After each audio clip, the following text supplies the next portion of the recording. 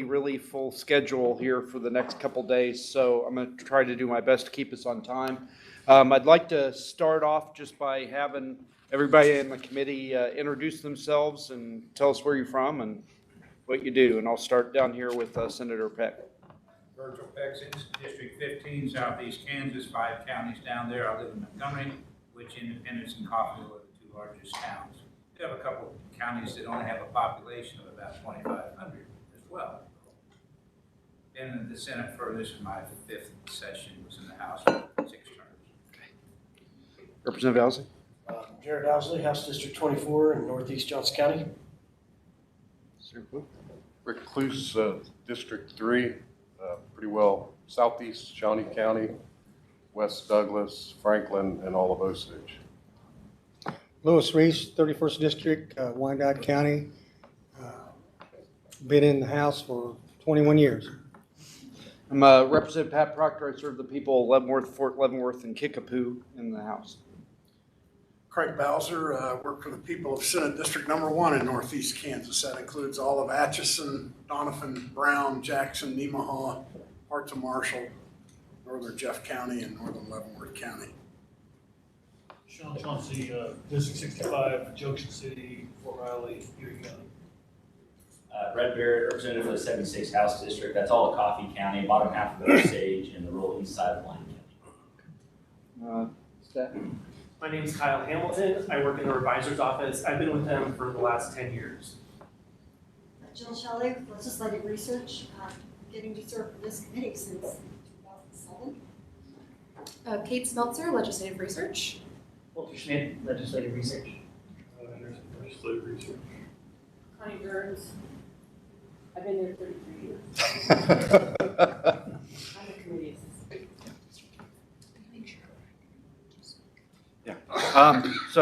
I've been asked to remind everybody to speak up because the mics, we are broadcasting because it's a public hearing, so please speak up as you go. I would like to thank the KBI for letting us use your facility and giving us the great tour this morning. It's really fascinating.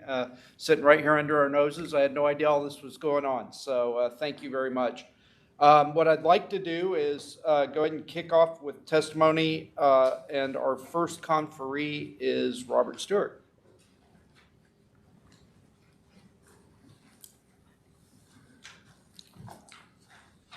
Thank you, Mr. Chairman, members of the committee. My name is Bob Stewart. I'm the Executive Officer for the Kansas Bureau of Investigation. Thank you all for coming early and taking our tour. As I hope you could see, we're very proud of what's here and what we accomplished in the state of Kansas for Kansans in terms of all of the forensic work that's done for all of the state, for all of the law enforcement representatives that bring in, that are customers, that bring in evidence that needs to be reviewed. I'd like to switch gears, although I would like to talk about the lab. You got that. I would like to talk about what we see as currently going on in the state, what the statistics look like, things that concern us as we move forward, and then I want to leave some time open for questions should you have any about what the KBI's position on things is. As you know, the KBI houses and deals with what we call KIBRS, the Kansas Incident-Based Reporting System. In other words, all of the criminal activity that takes place in the state of Kansas that gets recognized by law enforcement and dealt with gets put onto some sort of report. And then that comes in through the KBI. One of the things we do is analyze that for statistical purposes. We start off with a basic set of several crimes that were set many years ago by the FBI in a national sense. And Kansas, a long time ago, decided, well, we'll mimic that and track those stats as well. So we know in Kansas what those looks like. We report those also to the FBI, and then the FBI collates them as well. I'll talk at some point in time about some issues with that, but nonetheless, I think it's important to go through. Make sure I stay signed on here. What those are. The crime index consists of murder, rape, robbery, aggravated assault. Those are the violent crime ones. And then burglary, theft, motor vehicle theft, and arson. Now, in the state of Kansas, we have seen a very marked downward trend this year. Significant enough that the Attorney General mentioned it, significant enough that at some level we have a little bit of concern about it. And again, my technology is messing with me. In violent crime, last year, 2024, 12,643 violent crimes were reported in the year. That's 4.2 per thousand, and that's down 6.7% from 2023, and it's well below the 10-year average. So, very good to think about. I want to be cautious about using good news, right? Because there are still 12,643 victims of violent crime, but those numbers are markedly down. Our murder rate, last year our murders went down to 117, which is 24% below the 10-year average.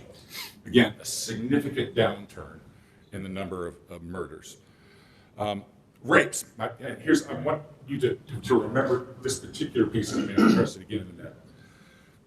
Either we've got two sets of reporting. And these are all available online, and my written testimony has links to them.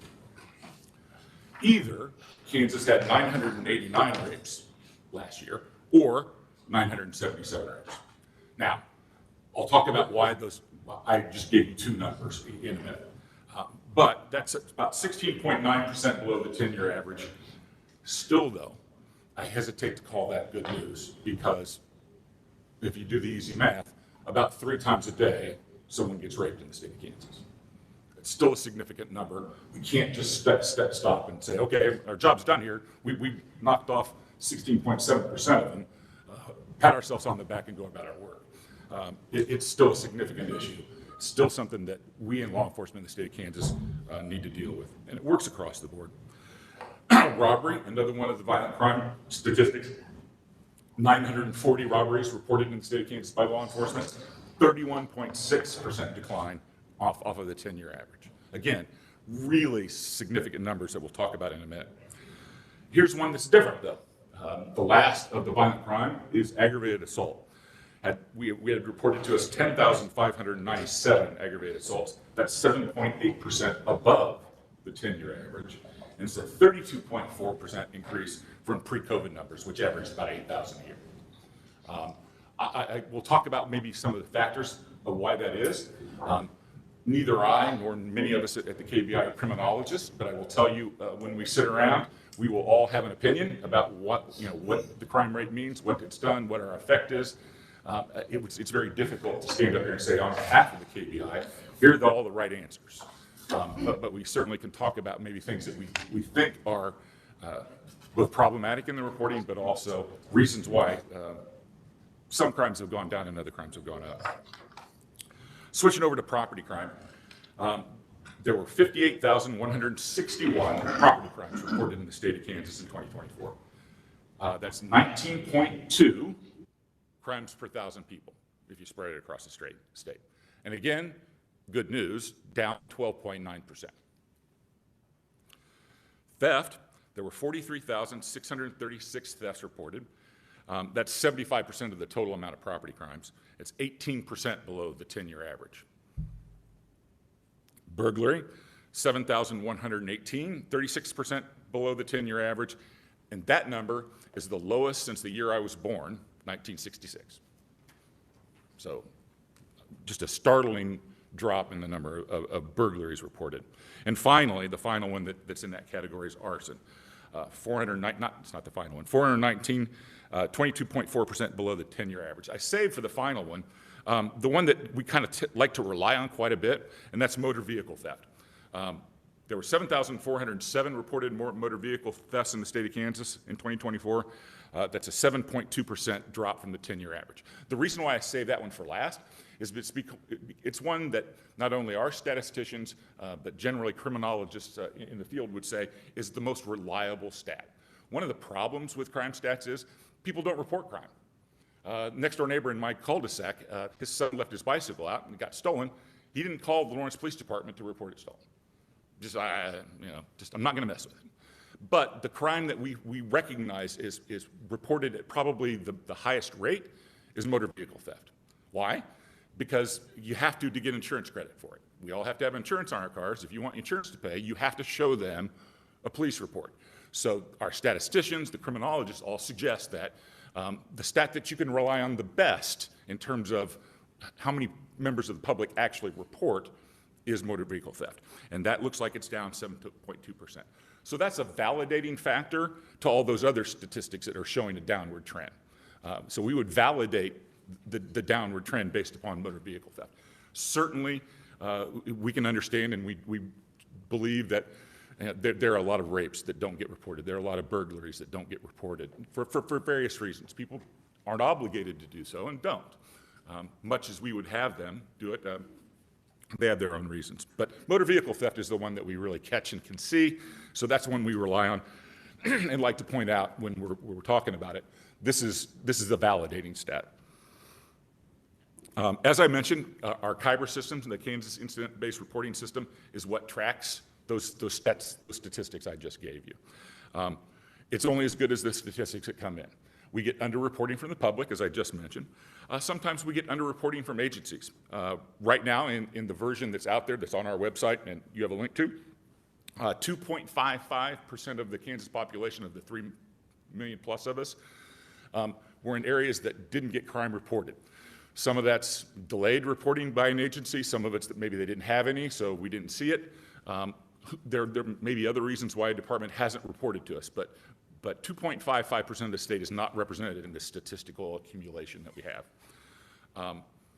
Data collection is also difficult. I told you those two different rate numbers, right? Sometimes we get delayed reporting. An agency can report electronically, and we get those relatively quickly. Sometimes they come in batches. Sometimes they come late. I would hope that you would believe it's not the KBI having trouble counting, that it's in fact a statistical reporting issue where we're just not getting the reporting at the same time. And those two reports came out about a month and a half apart. So it's going to show that, oh, some of those that count for 2024 came in after the first set of reporting came. So sometimes you're taking a statistical snapshot of something that may not be completely accurate. We try to get it as good as we can, but those are always going to be a snapshot of a moving vehicle. So we're just going to get the best that we can. Some of the other reasons why there's some variances there, we do have departments that are still manually reporting. They don't have the fiscal capability in their small departments to have an electronic reporting system. So there are departments that are having to manually report it. And a lot of times when you add that manual reporting in, you get just human error. You get secretarial scribe errors where things are just not catching up. They're not getting mailed in when they should. The mail's slow. Things happen so that, again, we're not getting a perfect snapshot. But we're getting about as good as we think we can. So we're pretty confident in the numbers with those provisos, those warnings that you're not always going to get perfect. Again, I hesitate to use the word good news, but those numbers are down. And in some places, those numbers are significantly down. Some of the factors that we would like to think are considered part of that, enhanced law enforcement cooperation, not only between the KBI and our local and state partners, but with our federal partners. We do a much better job of working crime problems. Let's say you've got somebody in our small communities, they're stealing copper pipe out of infrastructure capabilities. Well, they're not just going to stay in Marion County. They're going to be moving around. And it works way better when both the KBI and our law enforcement partners are talking to each other so that the county sheriff next door knows, yeah, we need to keep an eye out. And I think I know who's been doing that, and here's why. We do a better job of solving cases and finding the bad guys when we're not playing individual jurisdictions. We're trying to play the crime problem issue. So we think enhanced law enforcement cooperation is certainly better today than it's been in the past. And that's a factor in finding these bad guys who don't pay attention to jurisdictional authority. In the same regard, our investigations, law enforcement investigations generally, are much more intelligence-driven than they used to be. We will always be in a responsive organization. Something bad happens, 911 call comes in, we go out and deal with it. In order to deal with some of these big crime problems, or even the organized crime problems, we have to know ahead of time as much as we can. We like to be proactive, not reactive. So to the extent that law enforcement, the KBI, can be proactive, go out, get a sense from our intelligence partners, both inside the KBI and outside, what the issue is. We can task resources that direction. We can bring in our state and local and federal partners and attack a problem before the crime happens potentially, or in the middle of them doing a whole series of crimes. That certainly, I think, helps some of those crime statistics as well. And we do targeted operations out of that, which we'll talk about one of those targeted operations in a little bit. Of course, we also believe in Kansas we have solid prosecutors, both at the Attorney General's office and in our county and city prosecutors' offices. We have aggressive prosecutors who understand the law, who will work with us when we bring them a case. We don't always bring the best cases. And you can walk into a prosecutor and present a case, and what they will do is, hey, can you get me some more? They won't just say no, go away. Our prosecutors, we find almost without question, will say, hey, I need you to prove this element. Go out and interview somebody else. Go out and find some evidence that might suggest this. That allows the prosecutors to have a case that they can build and make, and that they will get a good conviction on. It allows us to do what needs to be done to make sure they make a good case. And I think that is kind of one of the good things about the fact that our stats look good, is because we have solid prosecutors in the state. Good community engagement. And by community, I not only mean our next door neighbors, the people in the community that we serve, we also mean our relationship with you, the legislature and the governor's office. You hear us, you pay attention to us, you see our needs, and we realize that you've got a whole plate full of important things to deal with, but we never fail to get your attention, and for that we thank you. We think that matters. We think that sends a message. When you're engaged, your communities are engaged, and we think that's a really important part of how things work. And we certainly think that education and social issues in the state of Kansas, we have educators and people that work in our communities that understand and we're working in partnership with them with things like educating about fentanyl. We really believe that we can't arrest our way out of problems. The director said it about fentanyl particularly. We have to engage our healthcare professionals, our educators, and our social professionals, or social work professionals, in order to deal with this. And I think the fact that we have over these years results in better crime rates. And of course, I think some of the economic pressures from COVID have started to relieve themselves, our job numbers, things like that. You know, when people aren't in economic hard times, they tend not to try and steal from somebody else that does have something. So we think that those numbers are helpful in that regard. Those are the basic FBI and KBI index crimes. There are a bunch of things, though, that don't get covered by index crimes, and I want to talk quite a bit about those areas. Crimes against children is one of the big areas where those stats aren't captured in those index crimes I just talked about. We have to look elsewhere. Now, we can look inside our KYBER system and pull some data out, and I'll explain that in a little bit. We also use a national database from the National Center for Missing and Exploited Children. You'll hear it called NCMEC. They're a clearinghouse, they're a quasi-governmental agency that are a clearinghouse for all kinds of complaints and all kinds of data that goes in about crimes against children, particularly electronically. And of course, you know that the KBI has now a fully stood-up child victim unit. Started off several years ago just in the Topeka and Northeast Kansas area. Then you authorized funding for us to stand up a unit in the western part of the state, and just in the last 18 months or so, we've stood up one in the Pittsburgh area, so the southeast part of the state. So we have coverage with child victim units across the entire state now. And we are also part of the Internet Crimes Against Children Task Force, which I'll explain a little bit more in a minute. That's actually coordinated by the Sedgwick County Sheriff, but our agents and our child victims unit flows through some of that as well. So we're trying to get a multi-agency look at what the crime problem coming in looks like, or what the complaints against in crimes against children cases are, and then either assigning it to the KBI or getting it assigned to local agencies that might be able to deal with it. NCMEC has some stats. In 2024, and every year this number goes up, they track the number of online enticement complaints that they get, or tips that they get. Last year, they got 540,000 online tips about crimes against children, up 192% from 2023. And those are in the area of exploitation, sextortion, and grooming. Now, these are all the online crimes, but what we find at the KBI and what our partners in other places have found is these online crimes often turn to not online crimes, crimes of a child in a house or next door neighbor or as part of a club that this offender's a part of. So there's a significant statistical correlation between observing or using the computer to look at what used to be called child porn, and now moving to exploiting those children and sexploiting those children, either for money or sexual favors, and grooming them for actual in-person contact. And we'll talk about grooming here a second. Grooming is a pattern of conduct or communication involving manipulative actions in order to get a child to do more. Well, show me something online. Well, now meet me. That progression of criminal behavior. The very first stages of that are what the professionals call grooming, where they're identifying children that might be somehow vulnerable, and then talking to them, and then talking to them about things. It's almost like the old, "Oh, come here, let me give you a cookie" idea. But it's much more sophisticated, where these bad guys are enticing the children to do more and more and more online, and then more and more in person. And this starts just with simple communication, finding them online, finding them in social media, generally the ways we're seeing it being done now. And the term is called grooming. 14 states now have grooming statutes.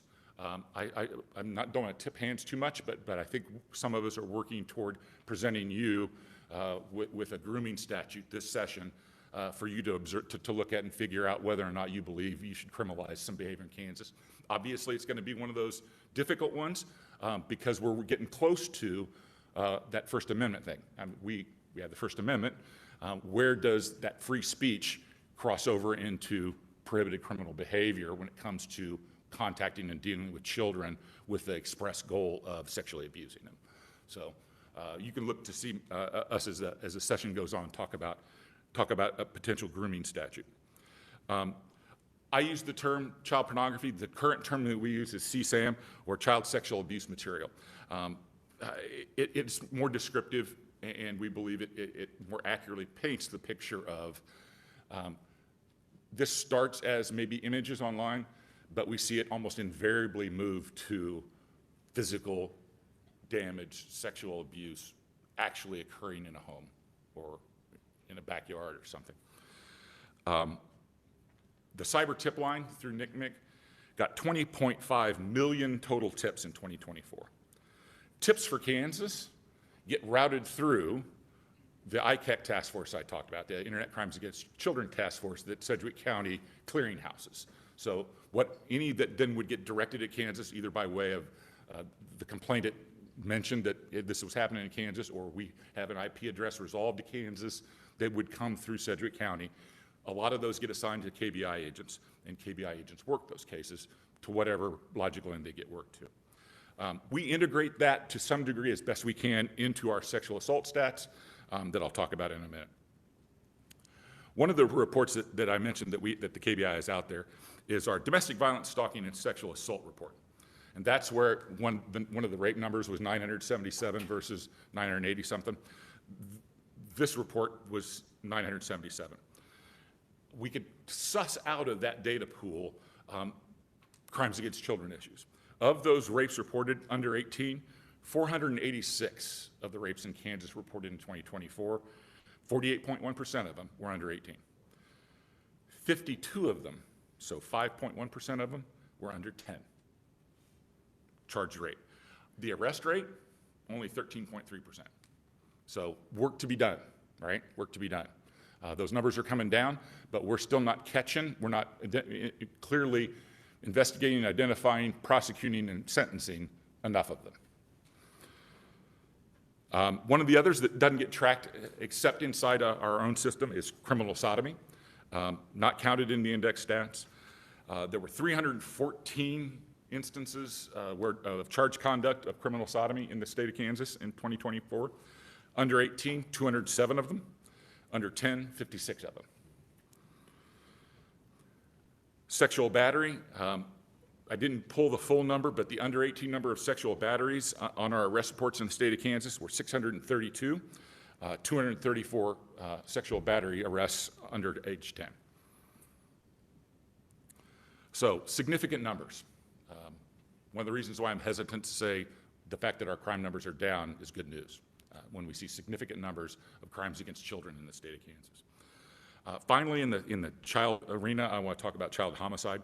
Recently, the Attorney General's report came out, the State Child Death Review Board, which there's a KBI representative on that board, released their 2023 report. They're a year behind statistically for a variety of reasons.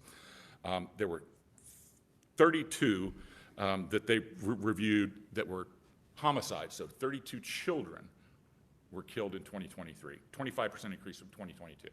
Now, those numbers are kind of buried in, not really buried in, but they're amidst all the other numbers of the total number of child deaths in the state of Kansas. Some from terminal cancer, some from accidental overdose, some from drowning. So there are a lot, obviously, that don't have a criminal element that we have to sort of filter through to figure out what the criminal issue is that both we want to pay attention to and we want to talk to you about. But there were 34 in 2023. Total, there were 360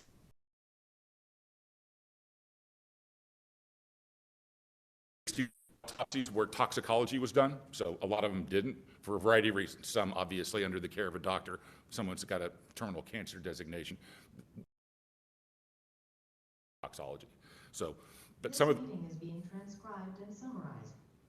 We lost signal there for a second, sorry. That's all right. So 180 of them had toxicology done, and we found some numbers out of that. 23 of them, 23%, so 41 of that 180 had something in their system that doesn't belong in a child. 13 of them had marijuana present, 7 had fentanyl, 5 had alcohol, 4 had meth. I mean, so some of that is maybe in that artificial, that, you know, poisoning where they got a hold of something that they shouldn't have been in the house anyway, right? But some of it, who knows what this is? And this is an under 18 number, so some of it may be intentional ingestion by children. These aren't death results. I mean, in these, marijuana, fentanyl, alcohol weren't the cause of death. They were just present in the toxicology. But I still think it was an important number to show you that, wow, I mean, our kids are being exposed to things that we really don't want them exposed to. Backing up a second and thinking about some of the bigger statistical arenas of our child victim unit. Talked about the number of inbound complaints on the cyber tip line. But from those complaints and from developed cases that we have, our child victim unit in 2024 opened 56 full cases. The KBI thinks of cases as either full cases or limited cases. Our full cases are cases that we have opened up and are assigning all of our resource capability as we need to work. When I say limited, that's usually where we're helping one of our partners. And of course, you remember that's one of our founding principles. We work a lot of cases that we generate on our own, but more than that, we work cases where a department asks for our help. And they can ask for our help and say, here, take it all, or they can say, hey, can you help us with one little thing? And we try and track that a little bit. If we open a full case, we'll call it so, and if we do just limited assist, it'll be called a limited assist. But full cases opened by our KBI Child Victims Unit, 56. Frog in my throat. 56 in 2024. And those are actual touching cases where a child has been physically assaulted, sexually assaulted. The number of full internet crimes against children cases we opened 44. In 2024, we provided limited assist cases to 45 cases where partners came and asked for our technical help at some level or interview help. We did 77 forensic interviews. A forensic interview is the technical term for when we interview a child. The court systems and educators and healthcare professionals have taught us over the years that we have to be very careful how you interview a child of any age, but particularly younger age. And there's a correct way to do it, and that's called a forensic interview. We have people at the KBI trained to do it. We also use outside agencies and outside people that also have the correct court-certified level training to conduct interviews of children. The KBI, conducted 77 of those in 2024, and my screen went blank again.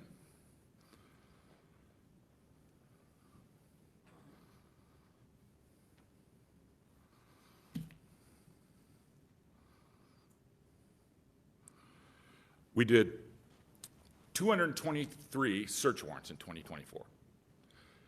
47 of those were physical, where it's what you think about a search warrant. We knock on the door and announce ourselves as the KBI and come in under the court's authority and look for evidence and take evidence. So 47 of those 223 were physical. The remainder were electronic, where we've gotten a court order to go to an internet service provider and tells the internet service provider, you shall provide the KBI this data range of stuff. And then we electronically get that and search it for evidence of a crime. So that's how busy our child victim unit is in 2024. Almost a search warrant a week, a physical search warrant a week, more than one forensic interview a week. To me, that while it's hard to track our crimes against children stats in the state, I think showing you those numbers indicates what a significant problem we have. Following along on that, domestic violence. This same report lists out the number of domestic violence incidents. We had 21,911 incidents in the state of Kansas in 2024, and 20 out of the 117 murders are directly accountable to domestic violence situations. And that number's slightly down. Worryingly, though, by April of this year, Kansas City, Kansas alone had 12 domestic violence-related homicides. So I think that number is bouncing for some reason, and I know the authorities in the Kansas City have actually had some public commentary about it and are working to try and figure out what the issue is and trying to direct resources in Kansas City, Kansas about, is this a one-time blurb or what's going on that has caused such a big jump in Kansas City, Kansas, at least early in the year. I don't have any more newer statistics to show if anything's really changed. I just know that that's a publicly available hunk that has caused the mayor and leaders in the community significant concern, and us as well. All right, I'm going to switch gears and talk a little bit about illegal drugs. As in the past, this is not counted on FBI stats. They find other places to count it. The place we rely on is both our internal stats, stuff that we get from the lab, and I know the lab director spoke to you a little bit about that. But we get a lot of our sort of rankings and where things sit by the HIDA, the High Intensity Drug Trafficking Area designation that Kansas sits under. There are a number of HIDA regions throughout the country. It's a federally sponsored program, and we are part of the Midwest HIDA, which includes a number of states around us as well as Kansas. But they do put out direct stats regarding our state alone, based upon our reporting to them and our partner reporting to them, and then what they're observing from their federal pieces, DEA, ATF, FBI, et cetera. They rank what they believe the crime problems are, and they continue to rank fentanyl as the #1 problem facing the state of Kansas. And they're basing that partly on the reporting, but also on the opinions of senior law enforcement officials in the state. Secondly, they rank methamphetamines, and they are now re-ranking and moving up that chain cocaine. We're seeing a number in the last couple of years, our cocaine use and our cocaine cases in Kansas are going back up again. So again, the fight never stops. It may redirect occasionally, but there are always issues. We will always say in Kansas that the drug of choice in Kansas is methamphetamines. Fentanyl will kill you fast, and it's caught our attention. It's caught your attention, and we appreciate that. And I think it's making an effect. We will still be and will always be dealing with the fentanyl problem because of its ease of manufacture and ease of transport. But in Kansas, at least, methamphetamine is still our drug abusers' drug of choice. And cocaine is now sort of picking back up again. Over the past several years, the legislative body, with the governor's approval, has provided a significant amount of funding and resources for the KBI. About $7 million for the fight against fentanyl. We've turned that into, as you've heard the director talk about and me talk about, we now have a K-9 unit with officers working K-9 cases, and we're doing interdiction in postal facilities and in FedEx and lots of places like that. We have 10 more agents now that are working specifically in our joint fentanyl impact team. It's fully stood up and operational. In 2024, we opened 150 full cases in the drug arena. Now, remember, We rarely see just a fentanyl dealer or just a methamphetamine dealer. They're polydrug dealers. They're capitalists. They're going to sell whatever they can to you at however much they can sell it to you for, in as bad a format as they can make it to make money. So we opened 150 cases. We can't really say those are all fentanyl cases. Those are all fentanyl dealers. Certainly fentanyl is a major piece of all of those cases, but some of the other drugs are as well. Out of those 150 cases, in 2024, we seized 94,515 fentanyl pills and more than 1 kilogram of fentanyl powder. And that's a relatively rare thing to get it in powder form. Usually that's farther south of us, but we managed to intercept a kilogram, more than a kilogram of powder here. We have in those cases seized 170 kilograms of methamphetamines. And as I said, cocaine was moving up. We've now seized 4.5 kilograms of cocaine in 2024, and that number's gone up as well. So those are the kind of numbers we're seeing in those drugs. I want to switch gears and talk to you a little bit about something that's on the radar. It was introduced as a bill last session, didn't get completely dealt with, so it's still active, House Bill 2230. House Bill 2230 is addressing kratom, if I'm saying it right. Kratom is a leafy plant found, I think it originated in Asia somewhere, that has a very small amount of an opioid in it called 7-OH, or hydroxymitragynine. It's an opioid, and it has an effect on opioid receptors in the brain. So it's in very small amounts in the natural plant. But people have used it for generations to kill pain and for a relaxant, just like any sort of opioid-based medicine. But it's in a very small amount. It's in 1% or so in the natural product. And that's legal in the state of Kansas. Well, some of these entrepreneurs have found ways to synthesize that plant, that kratom, that chemical, hydroxymitragynine, which shortened is called 7-OH, so 7-OH. They managed to concentrate it now. And legal in the state of Kansas right now, in vape shops, in a gas station, wherever, this product can be sold, and it is 20 to 90% of that chemical, 7-OH, as opposed to 1% in the naturally producing. And it is, the scientists tell us, 13 times more powerful than morphine. Completely legal right now in the state of Kansas to go buy and ingest. So you're basically taking an opioid legally not over the counter, over the gas station counter, over the vape shop counter. There are a lot of products out there. We're really concerned about it.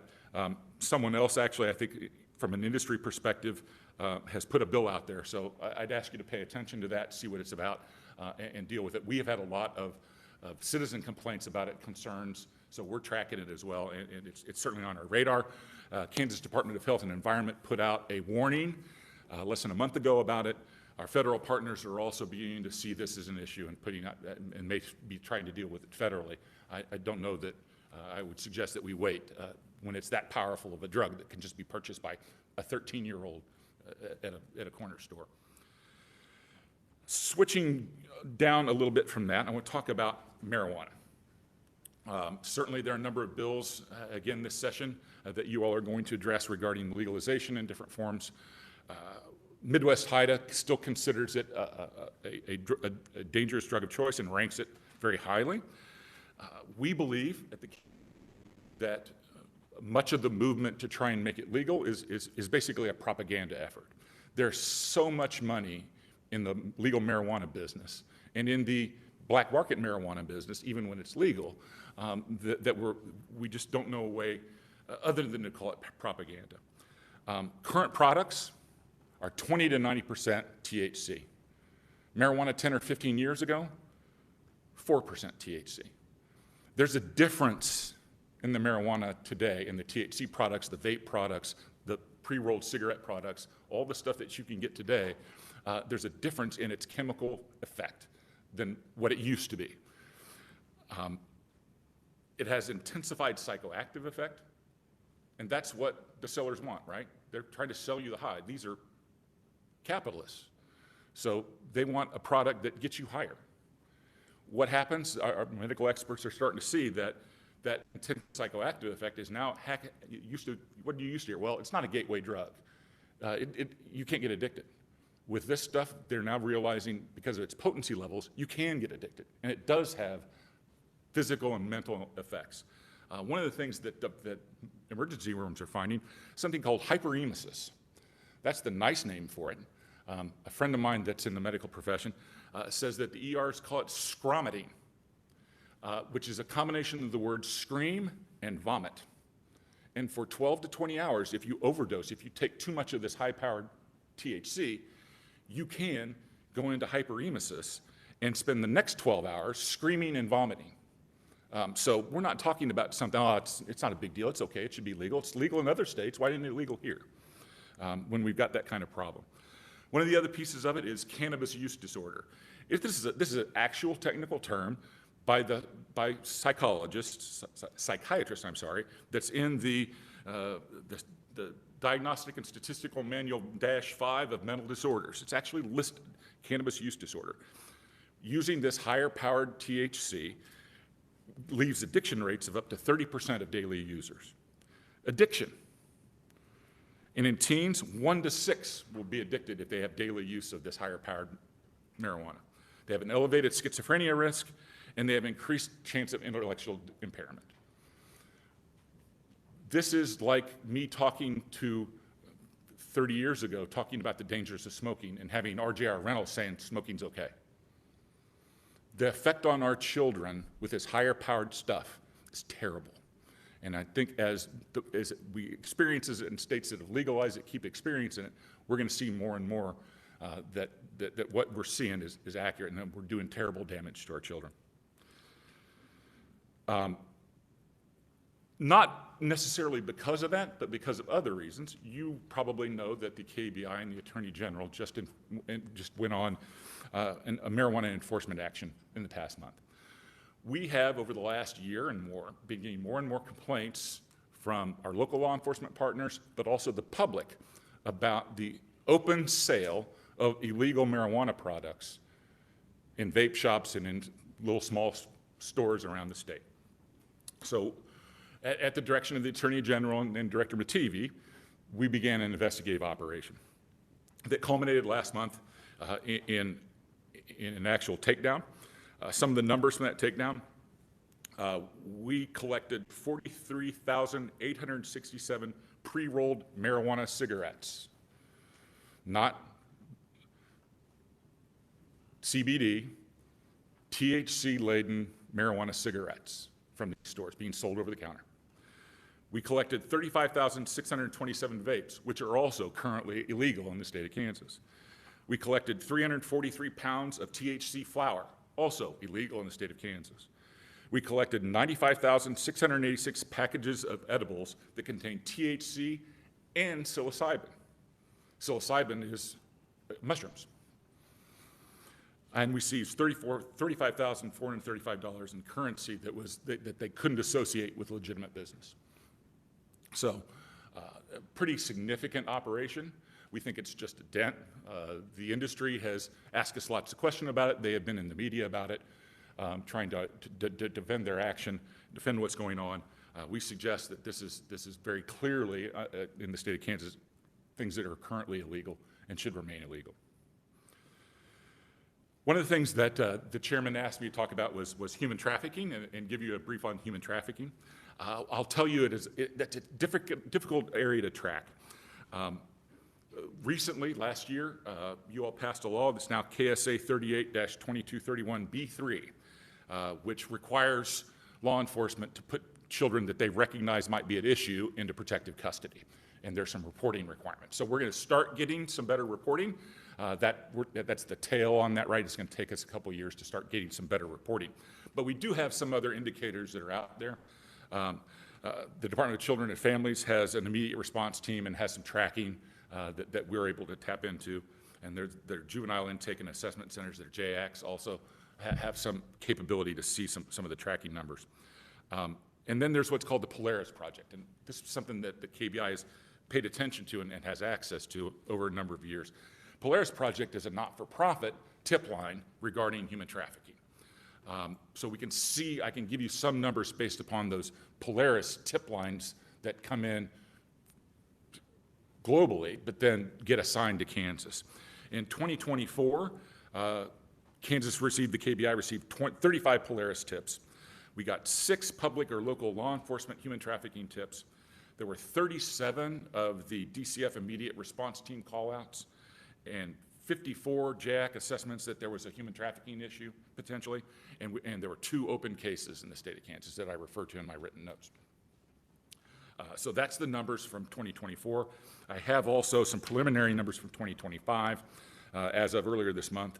So for 2025, we had 20 inbound Polaris tips, 61 public or local law enforcement human trafficking tips.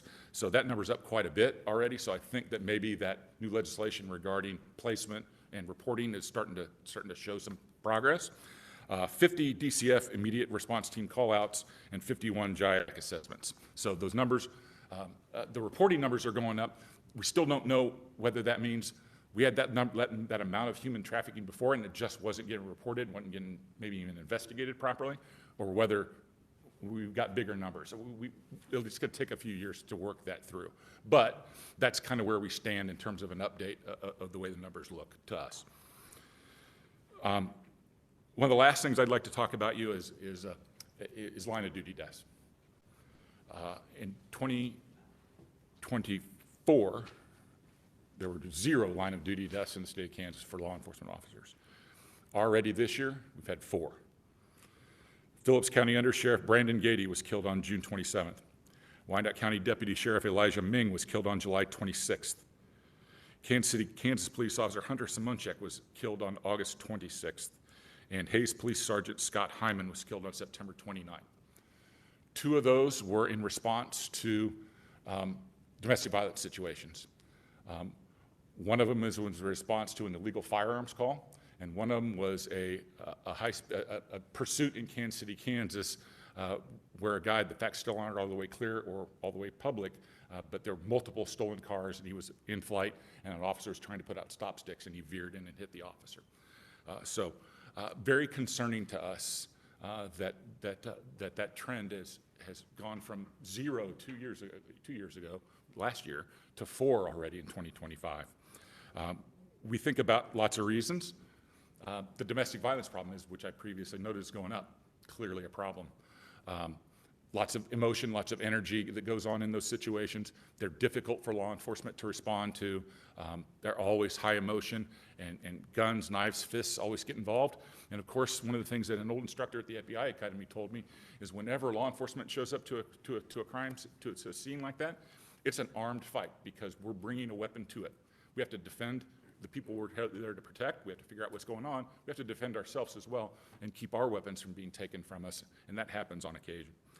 One of the other reasons that we think from a nationwide and even from a Kansas perspective about why we're seeing this uptick in aggression and violence against law enforcement is increased immigration enforcement.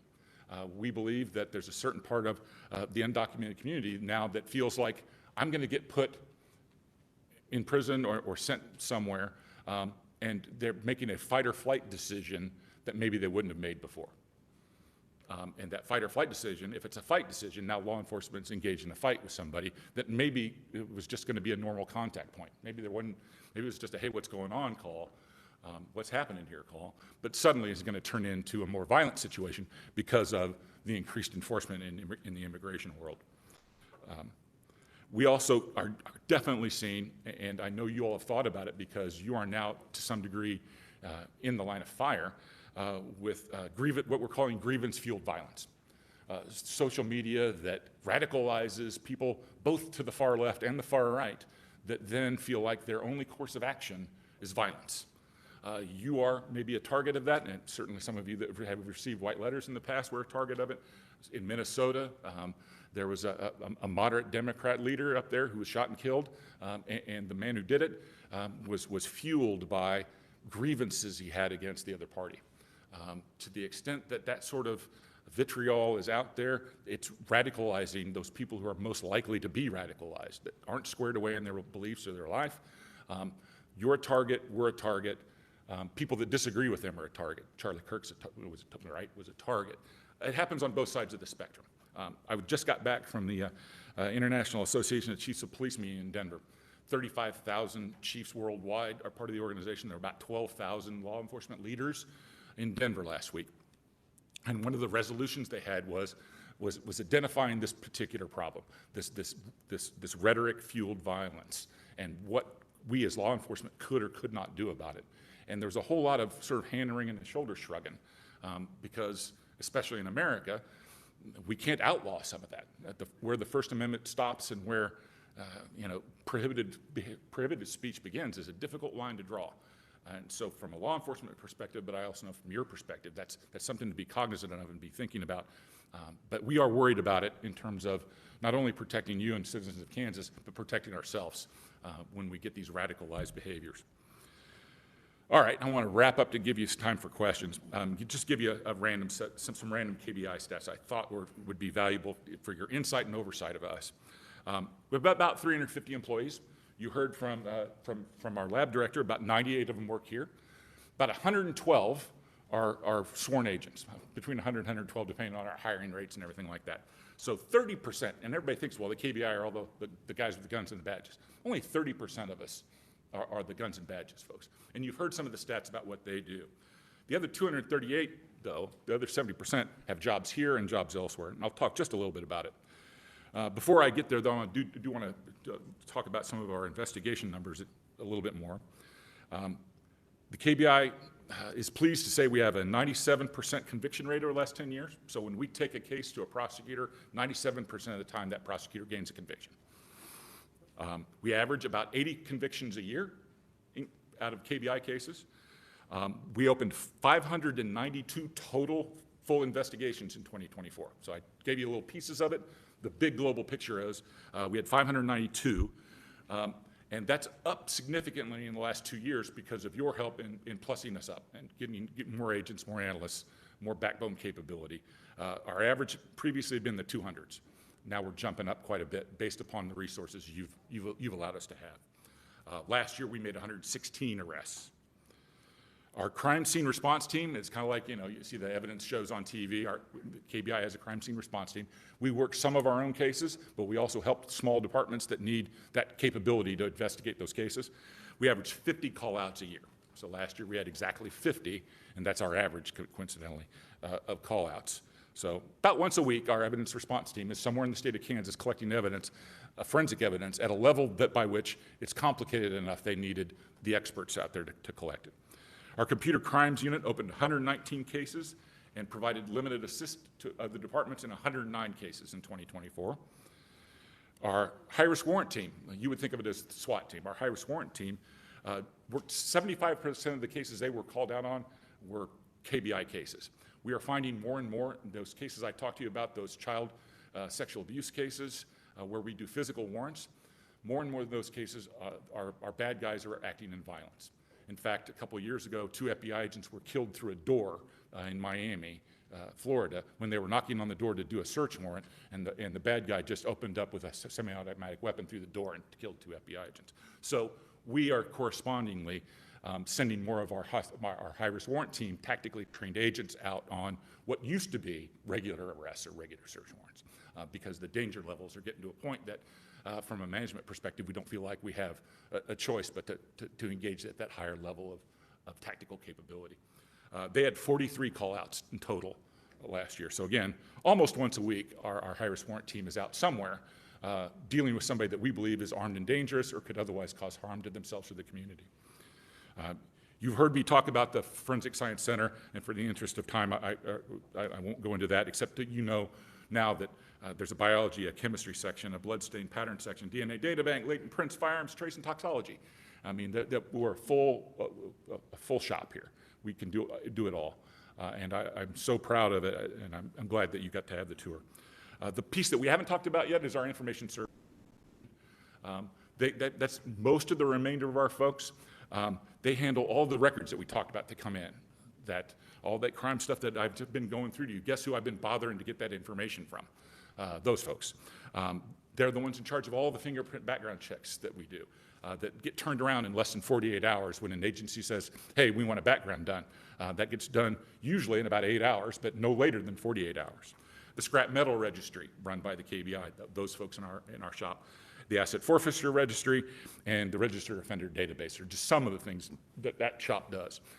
And that's not people that we normally think about. We normally think about the badges and guns, but they're there every day, just like our lab folks are there every day, plugging away at the tasks that you've assigned them and we've assigned them to do. And of course, there's the internal backbone.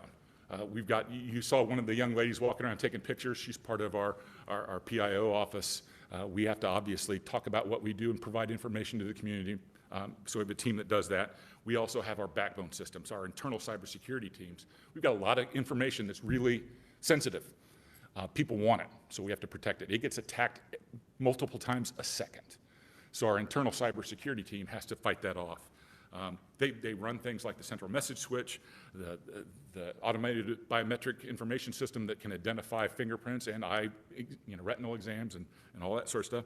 They run our ks.gov message switch, so when an officer's beside the road and is checking a driver's license or a plate, that bounces all the way through the KBI and catches data from even around the world within a matter of 6 seconds and gets back to the officer sitting out on the roadside on his computer terminal. That all houses and runs through those folks in our office. We've got approximately $13 million in projects right now, well, actually $17 million in projects, $13 million funded by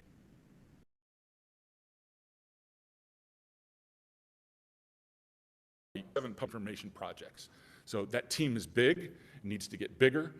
It's getting attacked and attacked and attacked, and so they're fighting daily to keep that information safe and to build it in such a way that the customers can access it. With that, I will shut up and let you ask questions. In all regards, thank you for the opportunity to present. Thank you, Mr. Chairman. Great presentation and a lot of good information. Just a quick question. Statistics on crimes against children, homicide, sexual abuse. Is that data stratified down from gender to ethnicity? How is that data stratified? It is very much so. In the full manual, which we have online, that anybody can access, you and any of your constituents, it will drive down to that level and talk about some, to the degree we can. And we pull that out of the arrest report that the agency provides us. Sometimes it's not going to be complete. Some agencies do a really good job of completing all of it. Some don't do as well, but it's, that's the data pool we're pulling from. So again, with the proviso that sometimes statistics can be misleading, you can drive down into there and see, okay, are these happening with a firearm or with a knife? Are they happening in a home or not in a home? To some degree, what's the ethnicity? That's a little bit more difficult to track, and sex and age are also tracked in there. If I may, Mr. Chairman, what has to happen before the KBI gets involved in a local jurisdiction?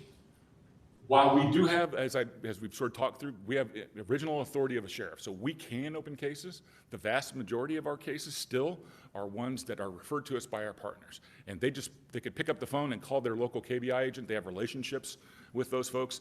Then that KBI agent will pick up the phone and call his or her boss and say, hey boss, Sheriff so-and-so asked me to help with the case. And they start working it. And they may not make the determination immediately that it's going to be when the KBI is going to take this, and maybe we just help with something. Hey, let us crack that phone for you. They got everything else. They don't need help doing interviews or arresting. They just need us to crack the phone. Okay. Or they may need us to take the whole thing. As the director says, something like 70% of all the law enforcement agencies in the state of Kansas are 5 officers or fewer. Now, they've got regular responsibilities, right? They're responding to things. How much time does that small agency have to conduct a sustained investigation over some bad guy that they've got in their community? That's where the KBI steps in, and it literally is nothing more than a phone call that will initiate that. Any other questions before I start badgering the witness here? Representative Housley. Thank you, Mr. Chair. A couple of them. First, kudos to the 97% conviction rate. That sounds pretty efficient to me. And then I'll just work backwards through your presentation. In conclusion, you have evidence-based policies bolstering resources for child protection. Go on to say, controls unregulated substances like kratom. So you gave us a House bill dealing with the kratom, but what about resources for child protection? And I would go back to page 6, where it shows the high-risk factors tie closely to child welfare And 75% of drug-related deaths had DCF histories, 31% prior removals, 8% in state custody. Those are high numbers where obviously we didn't get the right resources to the right people. And outside of the Child Death Review Board recommendations, is there anything the KBI would suggest? We are working with leadership on a couple of potential ideas in terms of addressing some of that as we speak. In fact, the director stepped out to do that. We are also working with DCF, amongst others, about there's a general idea of maybe a long-term plan of being more connected when they get that reporting, for then a KBI agent or another law enforcement to see that earlier on in process to determine, oh, hey, this is one that in our experience and training is a physical abuse issue or is a sexual abuse issue. Let's grab it quicker and get engaged and get the kid out of that situation if it warrants earlier on in the process. So we've been working with DCF to come up with how that might work. It's been I think from both sides, a complicated sort of process, different missions to a great degree, but the same goal, protecting kids. So we're working to try and get there. We hope to, in the next year or so, have maybe some options for you all to look at to say, aha, this is something maybe we want to sponsor and support in terms of addressing those issues earlier on as the state, at whatever level, starts to come into contact with these kids that need help. No, I agree. For a long time, I thought the more we could have DCF and law enforcement communication, the better we can protect the kids. Under the Child Death Review Board, it says education on child abuse rights, or child abuse signs.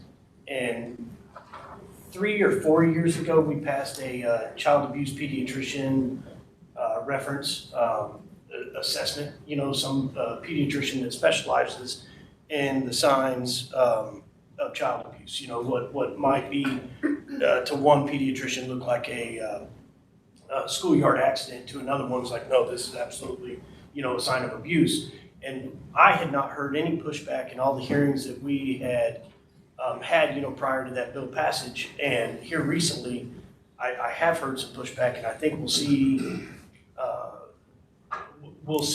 at least a committee hearing upon the authority given to these child abuse pediatricians. And is there, I guess that's a concern for a different committee, but it seems relevant to this conversation. And then you said there was a grooming bill coming, and will that be ready next session, or? We've talked about it internally. We're talking about it with leadership a little bit. And I know the Kansas County and District Attorney's Office Association is putting their legal minds to what it would look like. There's some good, I think Mississippi and Louisiana particularly have really good language that maybe we can get the revisers to pair it off of at some point in time. I'm not quite sure where it is in process. I just know that you could probably expect to see it. The child victim unit, is it fully staffed today? Yes, it is. You mentioned on the tour. Good. That's good to hear. Under rate, under child sex crimes, you've got the arrest rate of 13.3%. Seems low. There's no arrest rate for criminal sodomy or sexual battery. However, in all of the reported incidents, the number of victims isn't much higher. So I'm guessing the number of victims sought medical treatment and were medically diagnosed as being a victim, just not reported. Is that? That's where some of the variance would be, yeah. And some of it is, you know, you charge multiple crimes with one victim, or charge one crime with multiple victims. So it's not necessarily a one-for-ones. And then is there a suspected reason for the low arrest rate? I can't give you an obvious one. I think we would have attacked it if we could. A lot of those end up being the unreported ones that get tracked different ways, right, or too late. Some of them, I don't think it's a lack of focus by law enforcement, or it's like, oh, this one doesn't count. There is, however, still some of the he said, she said issue, where both law enforcement and prosecutors find it difficult to prove those kinds of cases or to move forward with them. So that's a piece of it as well. Will always be one of those difficulties that not so much at law enforcement anymore, particularly at the prosecutive level. They've got a legal requirement to only move cases forward that they believe they can convict. And when they get, it's a terrible way to say it, but a he said, she said, that is an automatic difficulty for them when they're trying to run through figuring out a case. So, and a lot of those are not an immediate arrest. They'd be an arrest after a charge. So if the prosecutor is going to say, well, we don't think we can prove this case and charge it, there wouldn't be an arrest. So that accounts for some of those numbers too. Appreciate those responses on the delicate issue. Switching gears, under marijuana and then fentanyl, the Chinese syndicates are mentioned.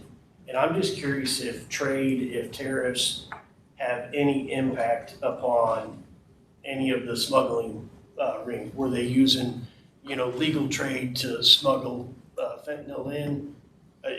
Do we expect any impact? Are we seeing any impact? I can't say that we're seeing any from, at least in Kansas, from the tariff restrictions. We certainly are seeing an impact from the general difficulty to move stuff across the Mexican border now.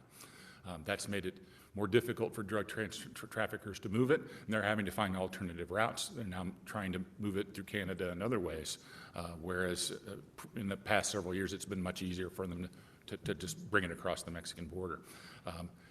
Even with those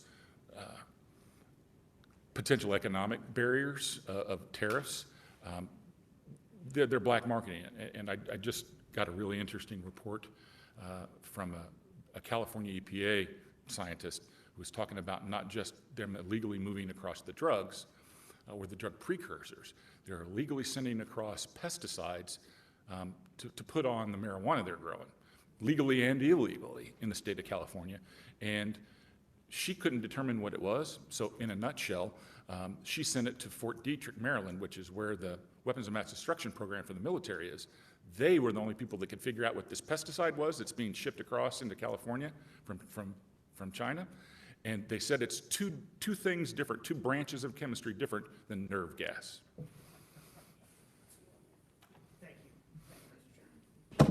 Senator Cluse. Yeah, thank you, Mr. Chairman, and thank you for the presentation. Really, really thorough, and a lot of questions were answered already, which is good.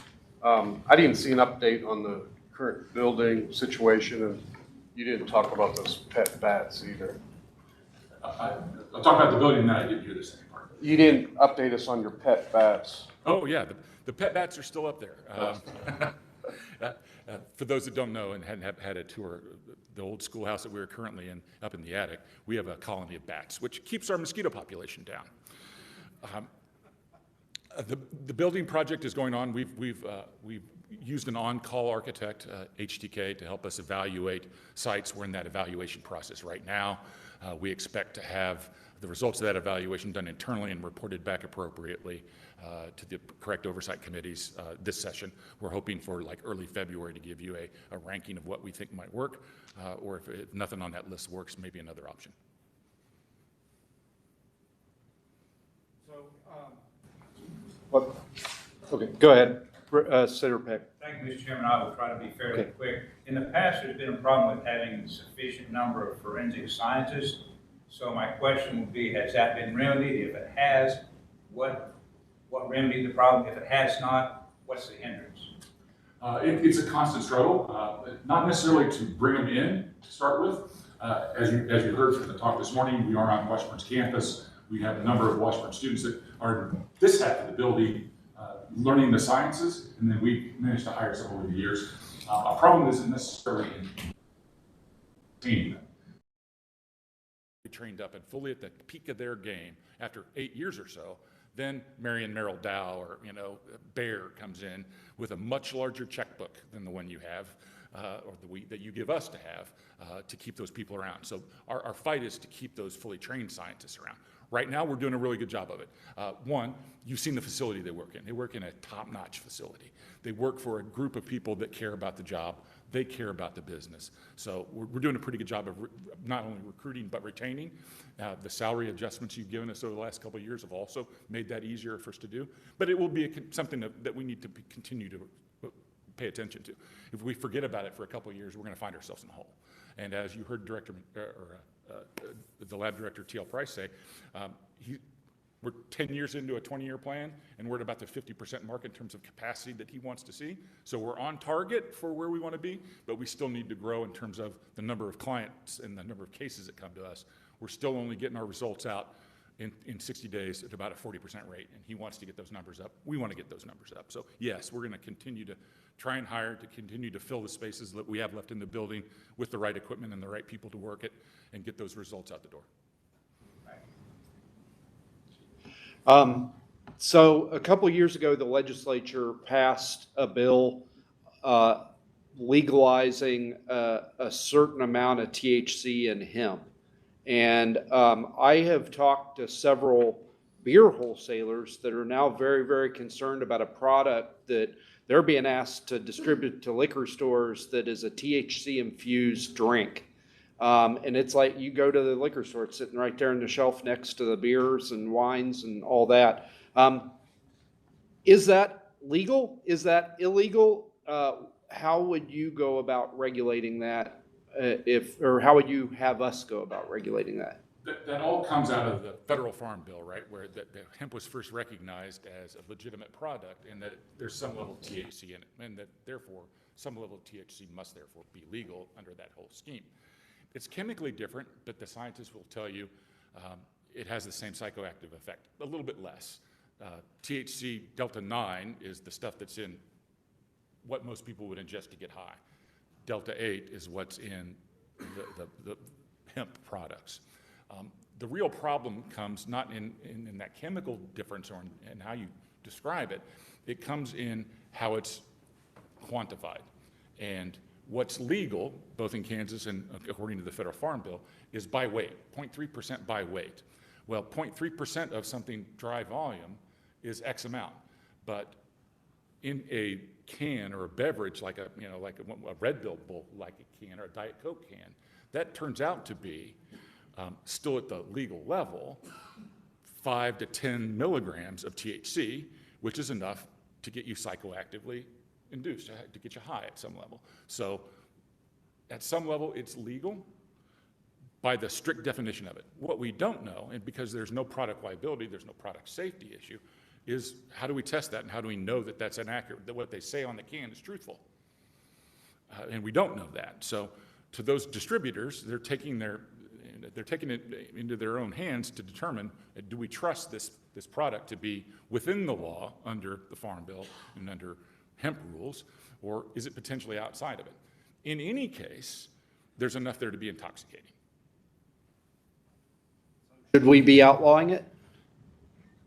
I would say yes. The KBI would say yes. The KBI would say that's, if it's intoxicating, it's damaging. I mean, you hear all sorts of social arguments and all sorts of different ways of thinking about it, but it would be much clearer for any of those distributors, for any of those dealers, for any member of the public to say, okay, this is clearly what's illegal and clearly what's not. This fuzzy line, it makes it difficult for compliance from the retailers. It makes it difficult for consumers to know what might be safe for them to ingest. It makes it difficult for us to investigate and prosecutors to prosecute. So it's this morass is problematic. How it gets fixed is certainly up to your wise judgment, whether it legalized or whether you back up and say, no, all of it's going to be illegal again. Questions before I keep going? So you talked about kind of the fentanyl, the challenges that criminals are having smuggling fentanyl across the border. Are we seeing a correlated drop in overdose deaths here in Kansas? We're seeing the leveling. We're not seeing that very, very scary, upward trend. Is starting to level, both in terms of what our lab is seeing, but also in terms of the overdose reporting we're seeing from our medical health care professionals.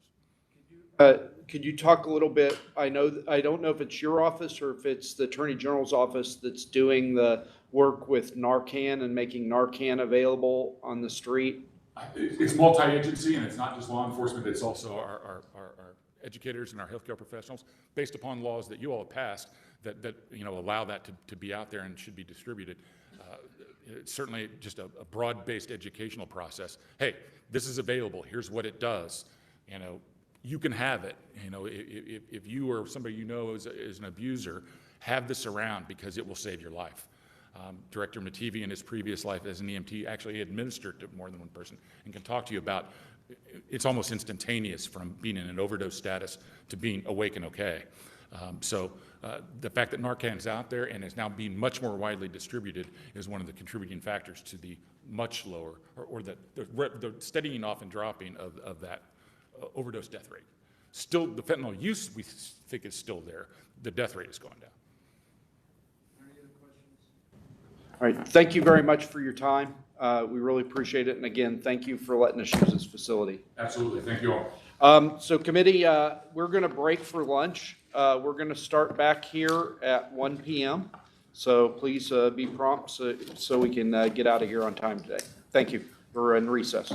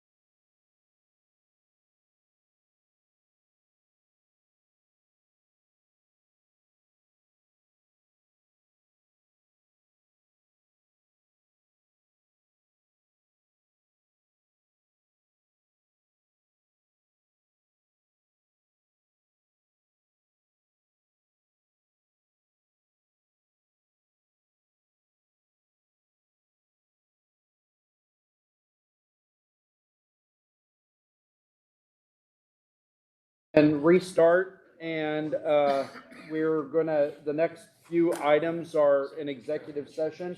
So I move that the open meeting of the Joint Committee of the Kansas Security be recessed for a closed executive meeting pursuant to KSA 75-4319A to discuss matters related to the implementation of security measures by the Kansas Highway Patrol with the appropriate individuals pursuant to KSA 75-4319B 12C, because the discussion of such matters in an open meeting would jeopardize such security measures, that the committee resume the open meeting in the KBI Forensic Science Laboratories Auditorium at 1:30, and to record this motion if adopted as part of the committee's permanent records.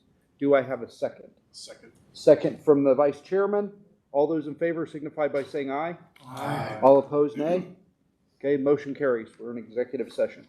So we need a few minutes to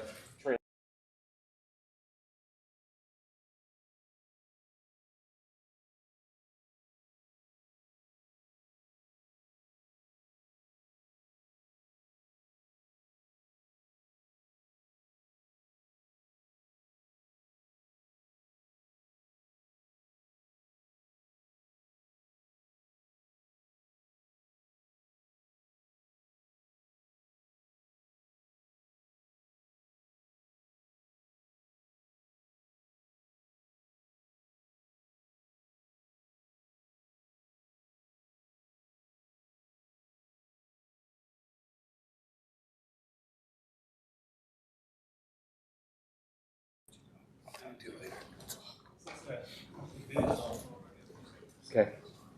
Are we broadcasting or are we? We are now, yeah, I turned it back on. Okay, all right. I would like to amend my motion to resume the open meeting at 1:10. Is there a second for my amendment? Second. Okay, second by the vice chairman. Any discussion? All those in favor signify by saying aye. Aye. All opposed, nay. Okay, motion carries. Now we're in executive session.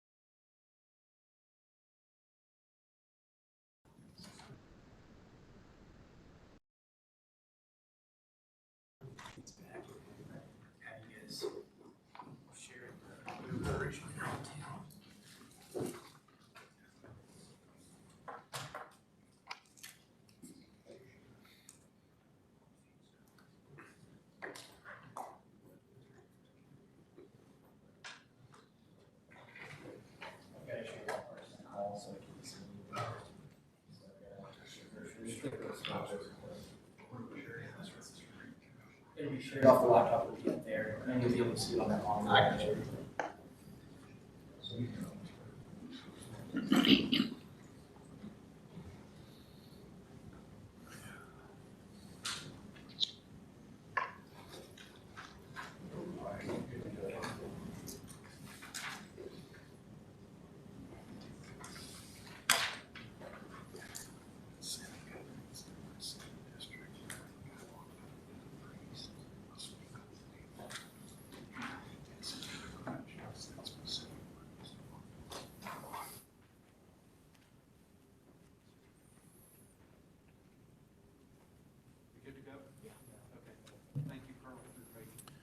Sure. Good afternoon. Thank you, Mr. Chair.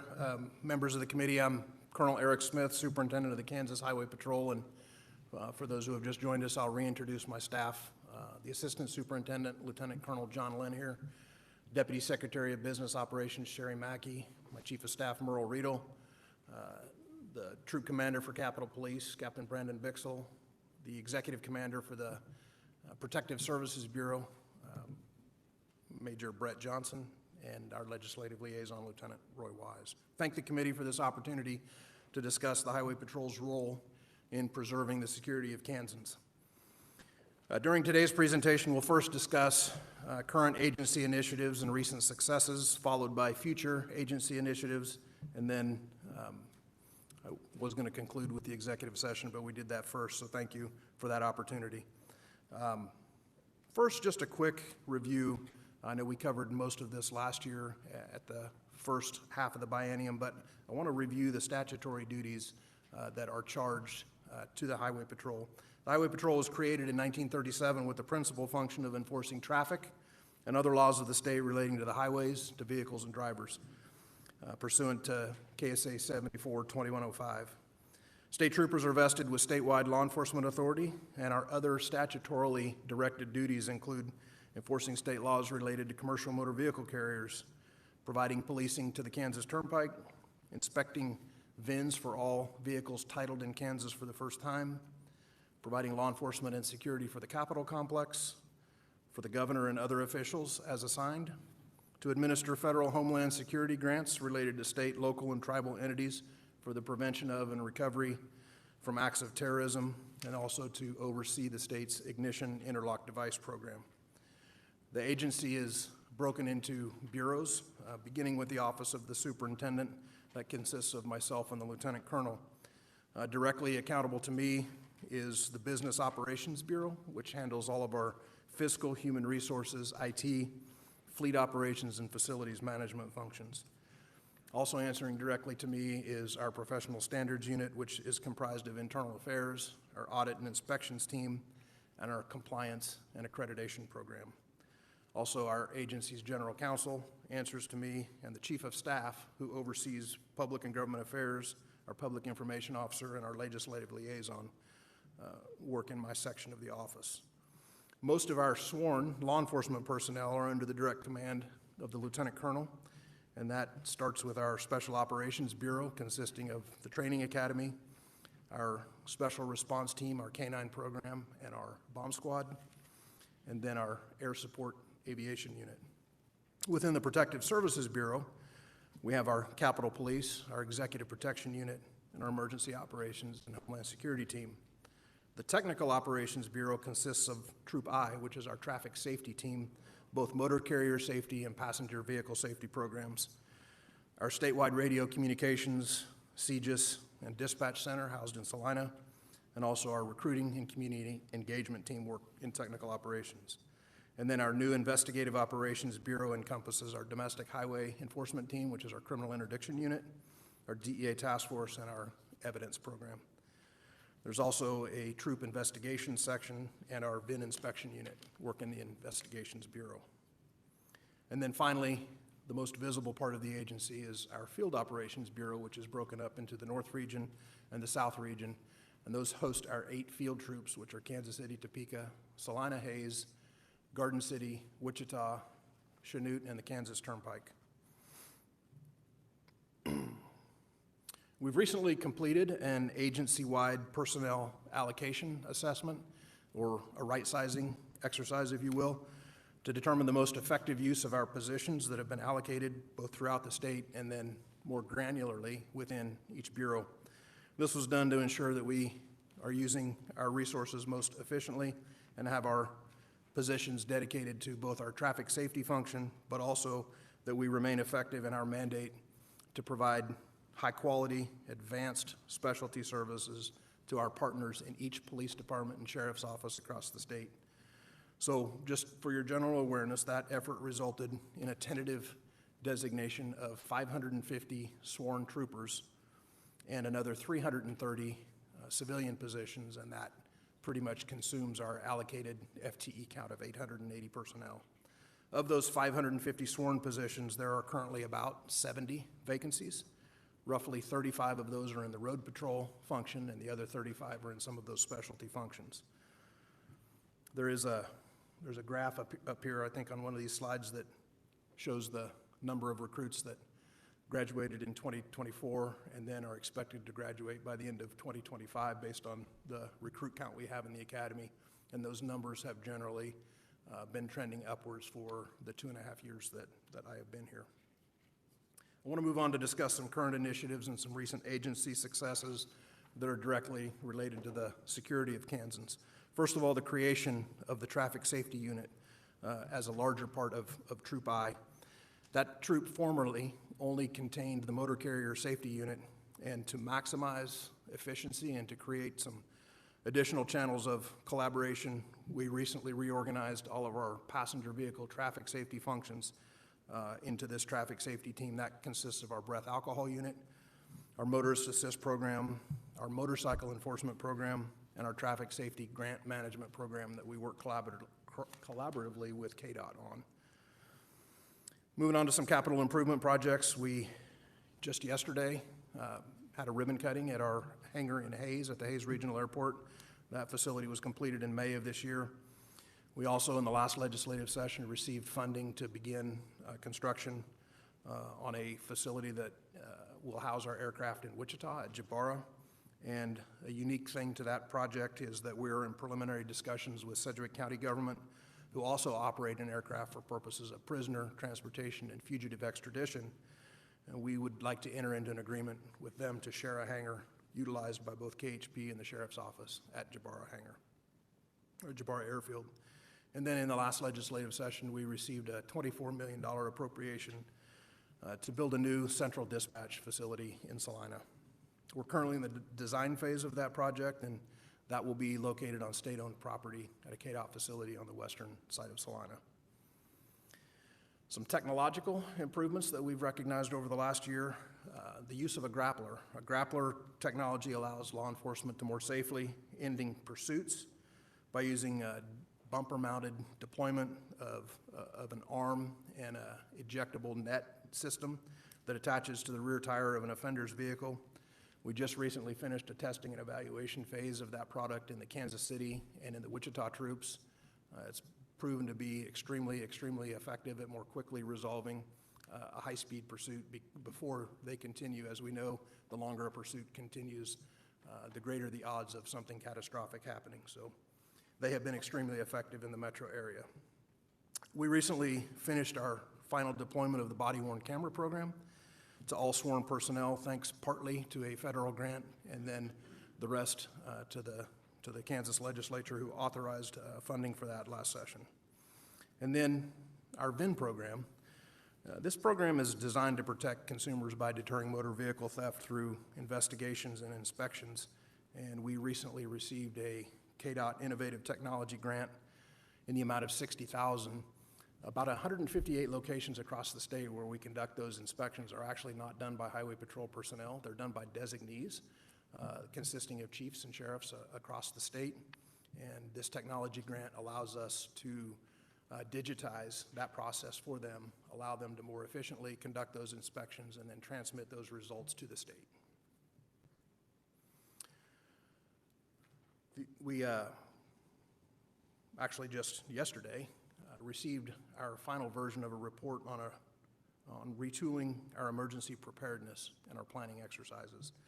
Our Emergency Operations and Homeland Security section within the agency recently underwent this data-driven program assessment by a third-party vendor to determine how we could more effectively improve those processes. And one of the areas identified for improvement was our need to be better prepared in planning and exercising for natural or man-made disasters. So from this assessment and from this report, we intend to make some changes in how we identify throughout each region of the state what the highest risk is, and then how we prepare to respond to that risk.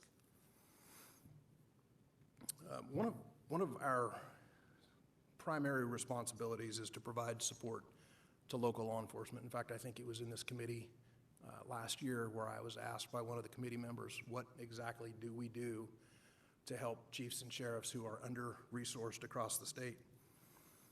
There are many agencies who don't have or can't justify having certain specialized law enforcement services, and so we have found plenty of ways to fill that gap. For example, crash investigation. The Highway Patrol has a team of specially trained critical highway accident reconstructionists who work on serious injury and fatality crashes around the state to pursue prosecution for those who are criminally responsible for causing those crashes. We also have a team in that motor carrier inspection unit who conduct post-crash inspections for any agency who's working an accident, injury or not, involving a commercial motor vehicle. Our K-9 programs and our SWAT teams are called on routinely to assist other agencies in K-9 operations or hostage rescue operations, tactical situations related to a barricaded suspect or a manhunt, fugitive apprehension, things of that nature. Our air support unit, as you know, we have a hangar in Topeka, a hangar in Hayes, and a hangar in Wichita that are equipped with multiple fixed wing and rotor wing aircraft that are fully mission equipped with thermal imaging, camera systems, FLIR, and tracking equipment. Our training unit puts on a variety of advanced specialized training opportunities for law enforcement statewide. And then within our Protective Services Bureau, we also house a 100-man mobile field force, and that's a crowd control, civil disorder, and civil unrest team. Just as an example of some of our interagency cooperation, troopers in South Central Kansas, particularly Wichita, recently participated in a 2-month-long property crimes blitz that was led by the Wichita Police Department. It was heavily covered in the media down in Wichita and resulted in the arrest of over 63 people, about 13 stolen autos recovered, and almost $200,000 in recovered stolen property. To do that, we deployed troopers with our grapplers to stop the pursuits, and also our helicopter to assist in tracking and manhunts. And then just around the state, we stay actively involved in a variety of organizations like the Wichita Metro Crime Commission, Sedgwick County, and also the Kansas City Metro Chiefs and Sheriffs Association, the Kansas Association of Chiefs of Police, the Kansas Sheriff's Association, and the Kansas Peace Officers Association. One thing that was unfortunately needed over this summer on 4 occasions was the deployment of our newly created statewide line of duty death and funeral assistance team.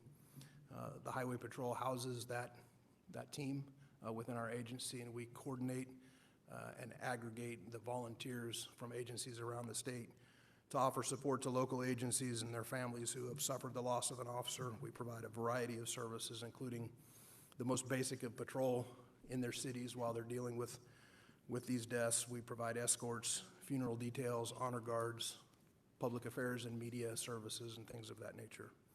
And then we've also provided resources for many national operations, such as the inauguration, natural disaster responses, and then we're currently planning to assist in the 2026 World Cup event. At the Capitol Police, some of our most notable current initiatives took place here in the State House. As you saw in September, law enforcement officers assigned to Capitol Police were recently reclassified as state troopers. This allows us some promotional and lateral transfer opportunities that didn't exist before that we think will really improve morale, hiring, performance standards, and training. Also, with the completion of the docking state office building, our Capitol Police headquarters were moved to the ground floor of that building from an off-site location.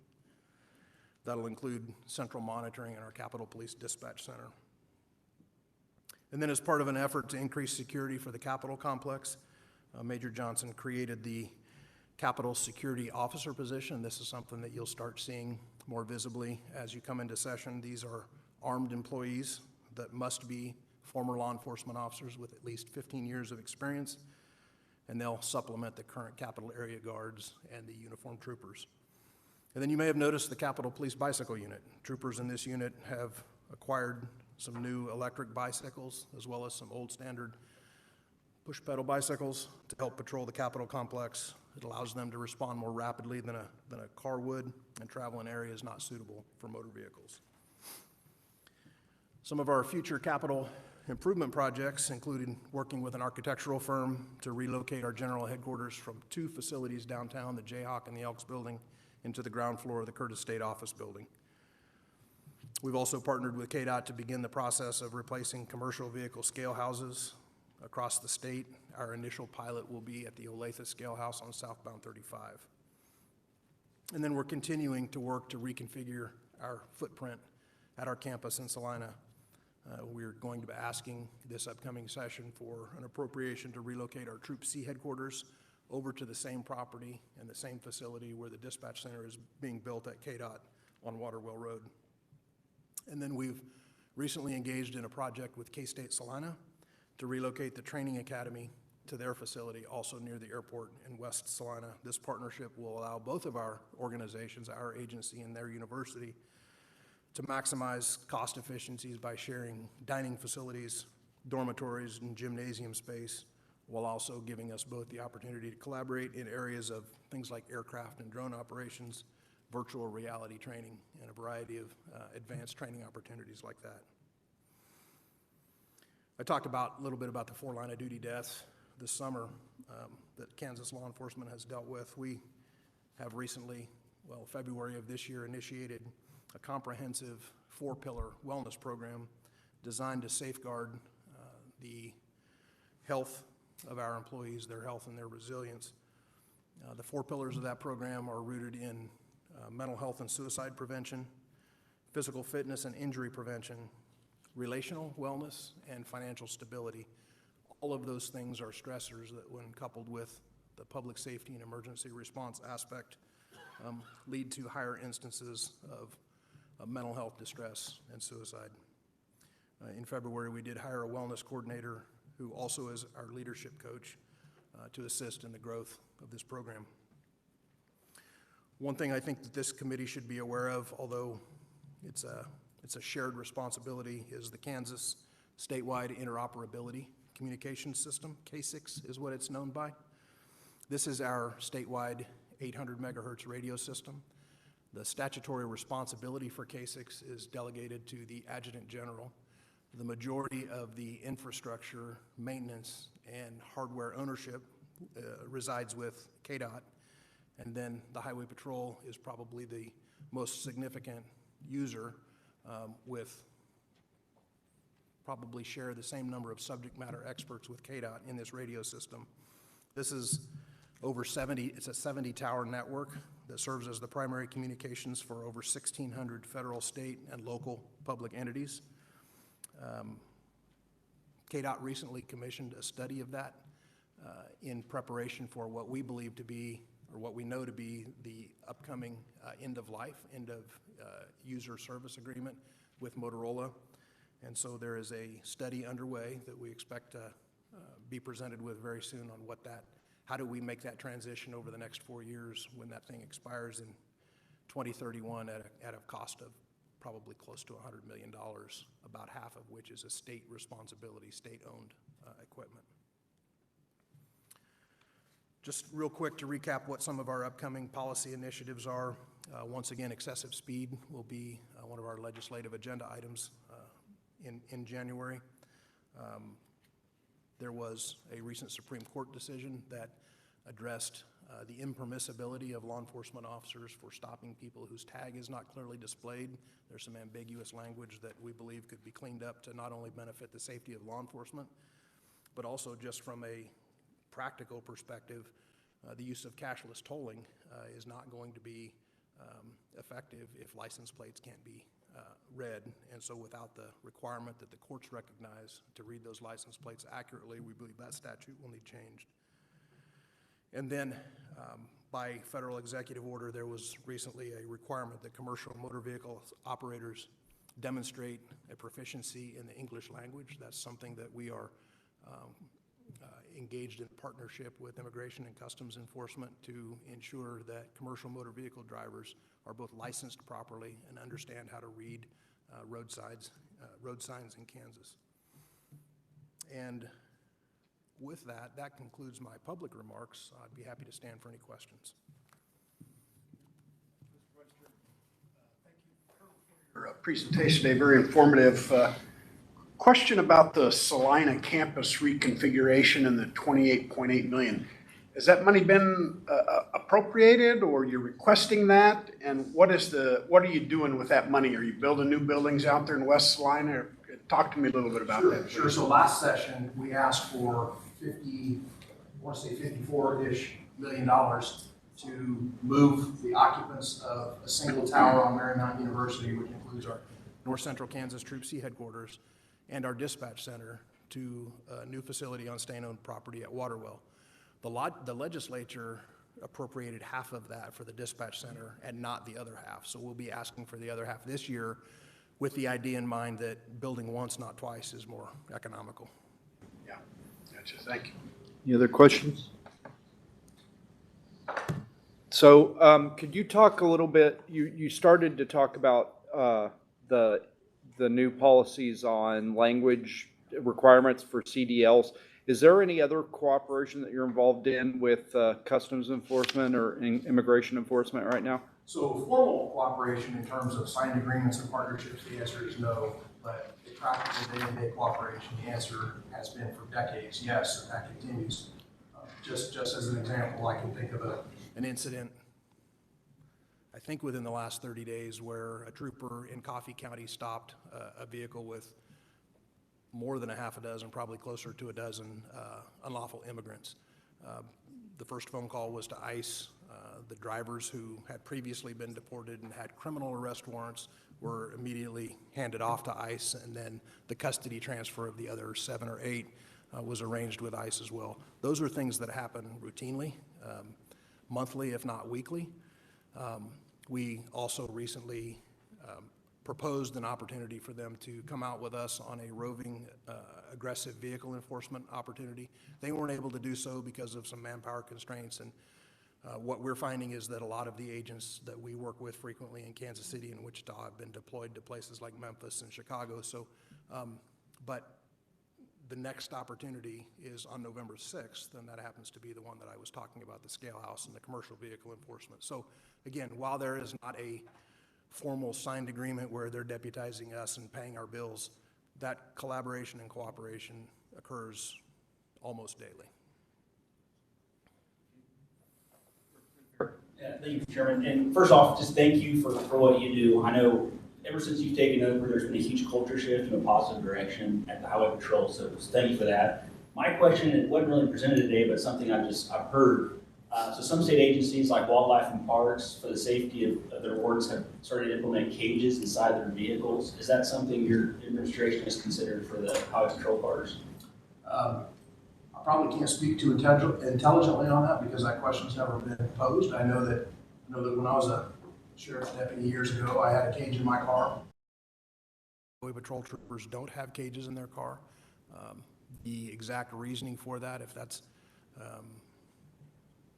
a budget issue or if that's an equipment issue, or I honestly don't know the answer to that question, but I'd be happy to research that with our operations folks and certainly our fleet folks and get you an answer. Behind, but thank you very much. Really appreciate your time today. Thank you for joining us. Okay, fool me once. So, is Alex here? Yes. Oh, is your entire presentation going to be executive session, or do you have a portion that's not closed? I mean, I could just do a little bit of open session if you like, but for the most part, Okay, all right. So with that, I move that the open meeting of the Joint Committee on Kansas Security be recessed for a closed executive meeting pursuant to KSA 75-4319A to discuss matters related to the Kansas Legislative Division of Post Audits Information Technology Security Audits with the appropriate individuals pursuant to KSA 75-4319B12C, because the discussion of such matters in an open meeting would jeopardize the information technology security of the agencies discussed in such security audits. That the committee resume the open meeting in the KBI Forensic Science Laboratory Auditorium at 2:45, and to record this motion, if adopted, as part of the committee's permanent records. Do I have a second? Second. Second from the vice chairman. Is there any discussion? Seeing none, all in favor signify by saying aye. Aye. All opposed, nay. Okay, the motion carries, and we are in executive session.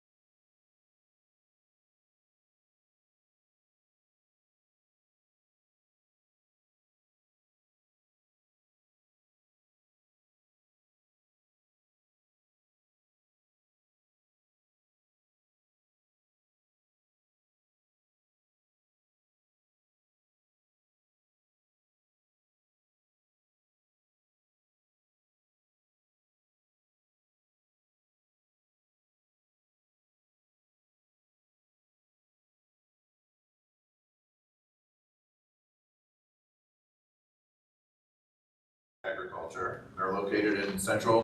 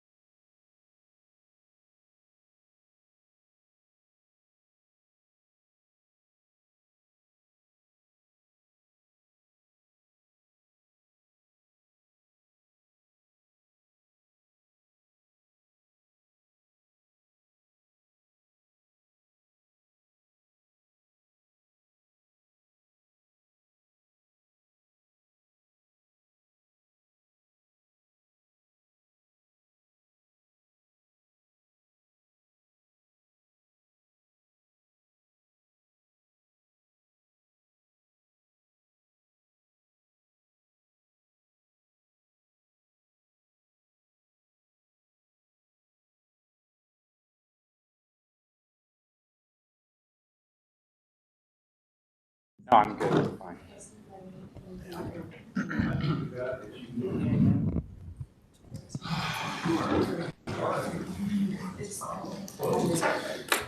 So committee, while we're getting set up here, I recognize I'm the elections chair. I could talk elections all day, but this actually was not my idea. This was offered to us. You know, elections is critical infrastructure for Homeland Security. So this topic does fall under this committee as well, just happily for me, but yeah. So are we ready to go, Dusty? Yes, sir.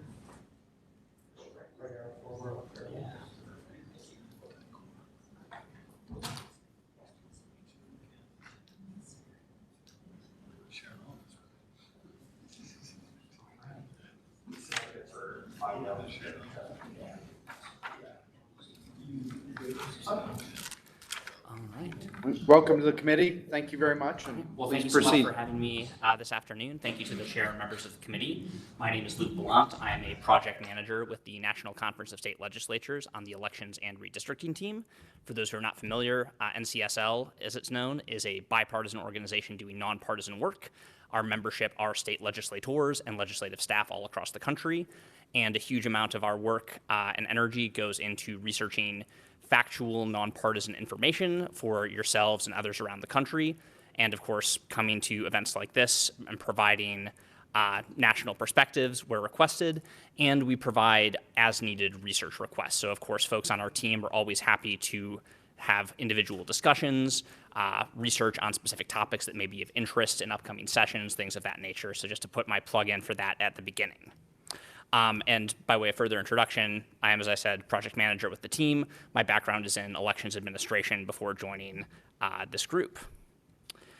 Well, let me make sure I'm doing my clicker in the right spot. Thank you. So today I'm going to be talking about election security, of course, and I'm going to be covering a number of different areas: considerations and common security practices, cybersecurity and physical security, and the federal landscape in 2025. There we go. Okay, so first off, key considerations that I think are helpful for us to keep in mind when we're talking about election security overall and in the following topic areas. First, there we go. So first off, election security can be thought of as holistic. And what I mean here is that when we talk about security generally and election security in particular, there's often differentiation between physical and cybersecurity. And while that can be really useful in some contexts, I'd offer to this audience that it's helpful to think of security holistically in discussions from where election offices can benefit from alterations or changes to security, and in discussions with practitioners like election administrators and security professionals. So I want to make sure to offer that up front. Also, communication is really foundational to election security. This is true across all facets. I'm sure this is getting touched on in other discussions today, but having actual frequent established contact points and mechanisms of communication between election officials at the state and local level and security professionals, local law enforcement officials, the folks that work with election administrators to help ensure safety and security in elections is really important. And then transparency and security are always being balanced. We'll touch more on transparency as we get through this. It's important to note that in Kansas and in states around the country, election administrators are really deeply committed to both the security and integrity of elections and to making sure that there's opportunity for transparency. So they're not just thinking about how to be secure at a local or state elections office. The folks conducting that work are also very frequently thinking about how to be transparent while doing that. And then I also want to make sure to touch on an important consideration here, that election offices can have highly variable needs even within the same state. If memory serves, in Kansas, your largest county is Johnson County with a little over 460,000 voters, and I believe your smallest is Greeley with less than 1,000. So even just within the state of Kansas, there's a huge range from much more rural and lower population density to much more urban and higher population density. And we see this all across the country, that really big range in almost every state and across states in what people need to see to make sure that they're conducting secure elections.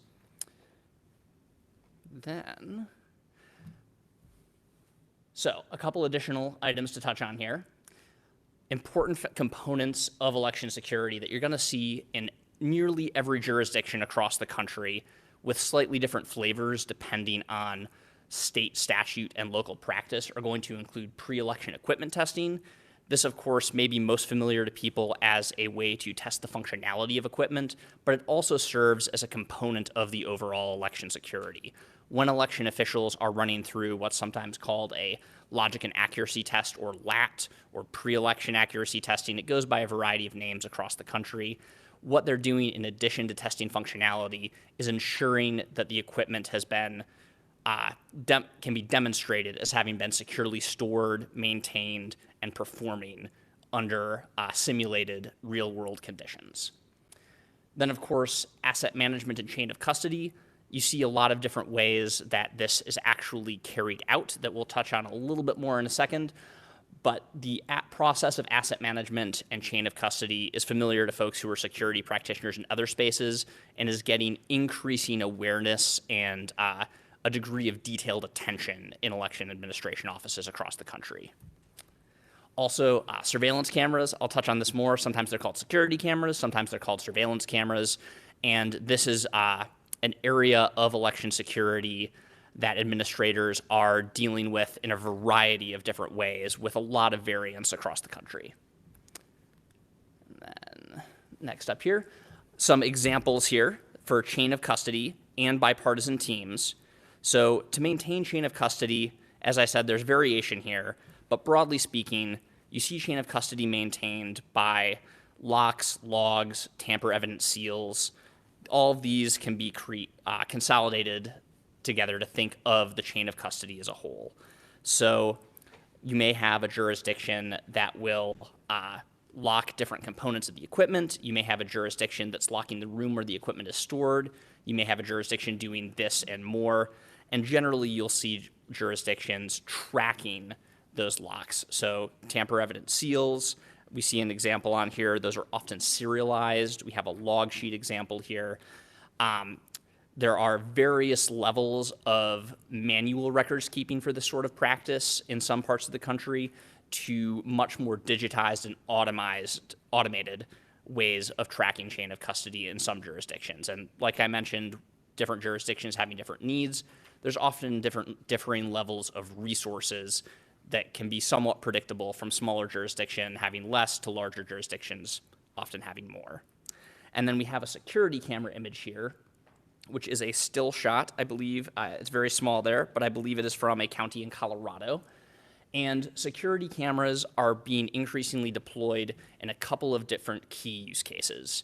So one is for ballot drop boxes, which is what we see here, which is not typically a post office mailbox, but a government-run, generally by a county election office, site where any voter can drop off their ballot in a predetermined period of time that varies across the country.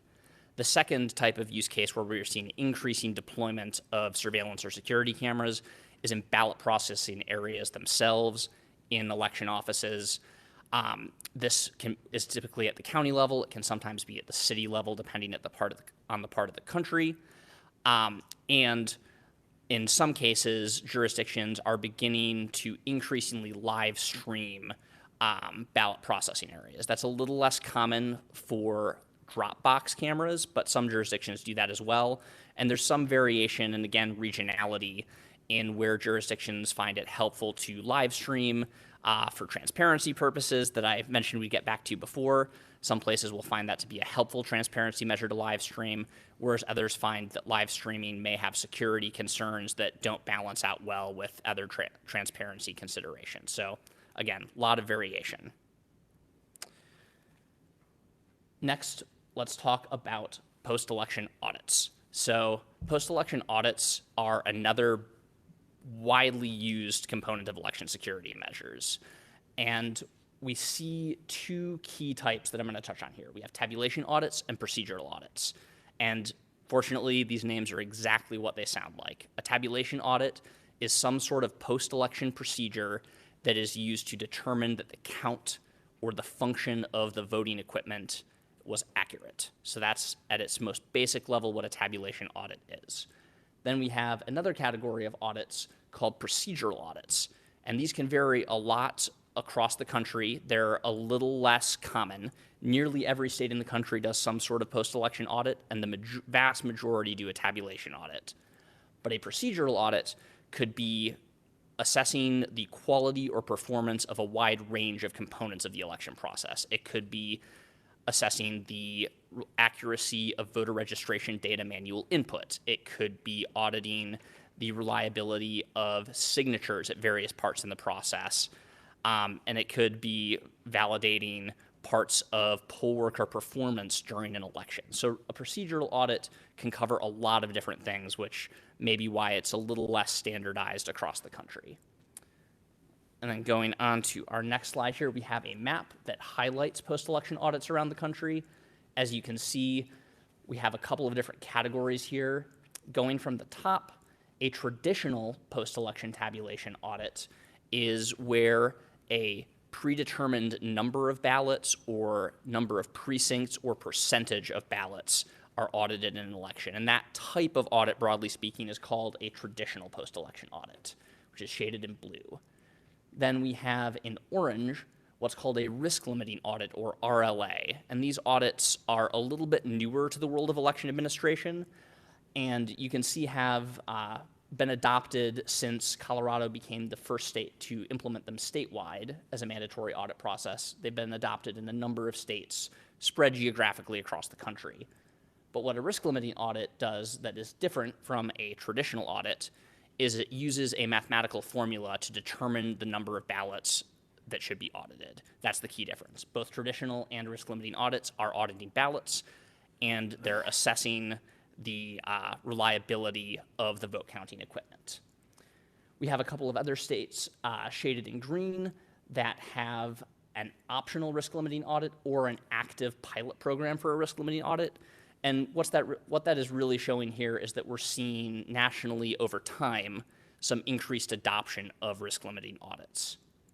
Then finally, we have a couple of states that don't cleanly fit into that bucket that use other types of audits in their states. And we do have some more detailed information on this actually on the NCSL website, which I'll put in a plug for there.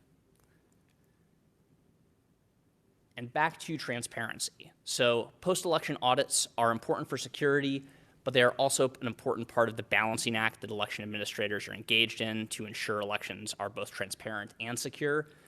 Generally speaking, observers are able to either watch or observe a post-election audit, or in some cases, they're able to actively participate. We have in this picture, also from a Colorado local jurisdiction, an example of workers participating in the audit process. So some jurisdictions may have permanent professional election staff conducting the hands-on ballots or hands-on keyboard work, while other jurisdictions, like in this case Colorado, would have temporary election workers guided by permanent staff performing much of the work.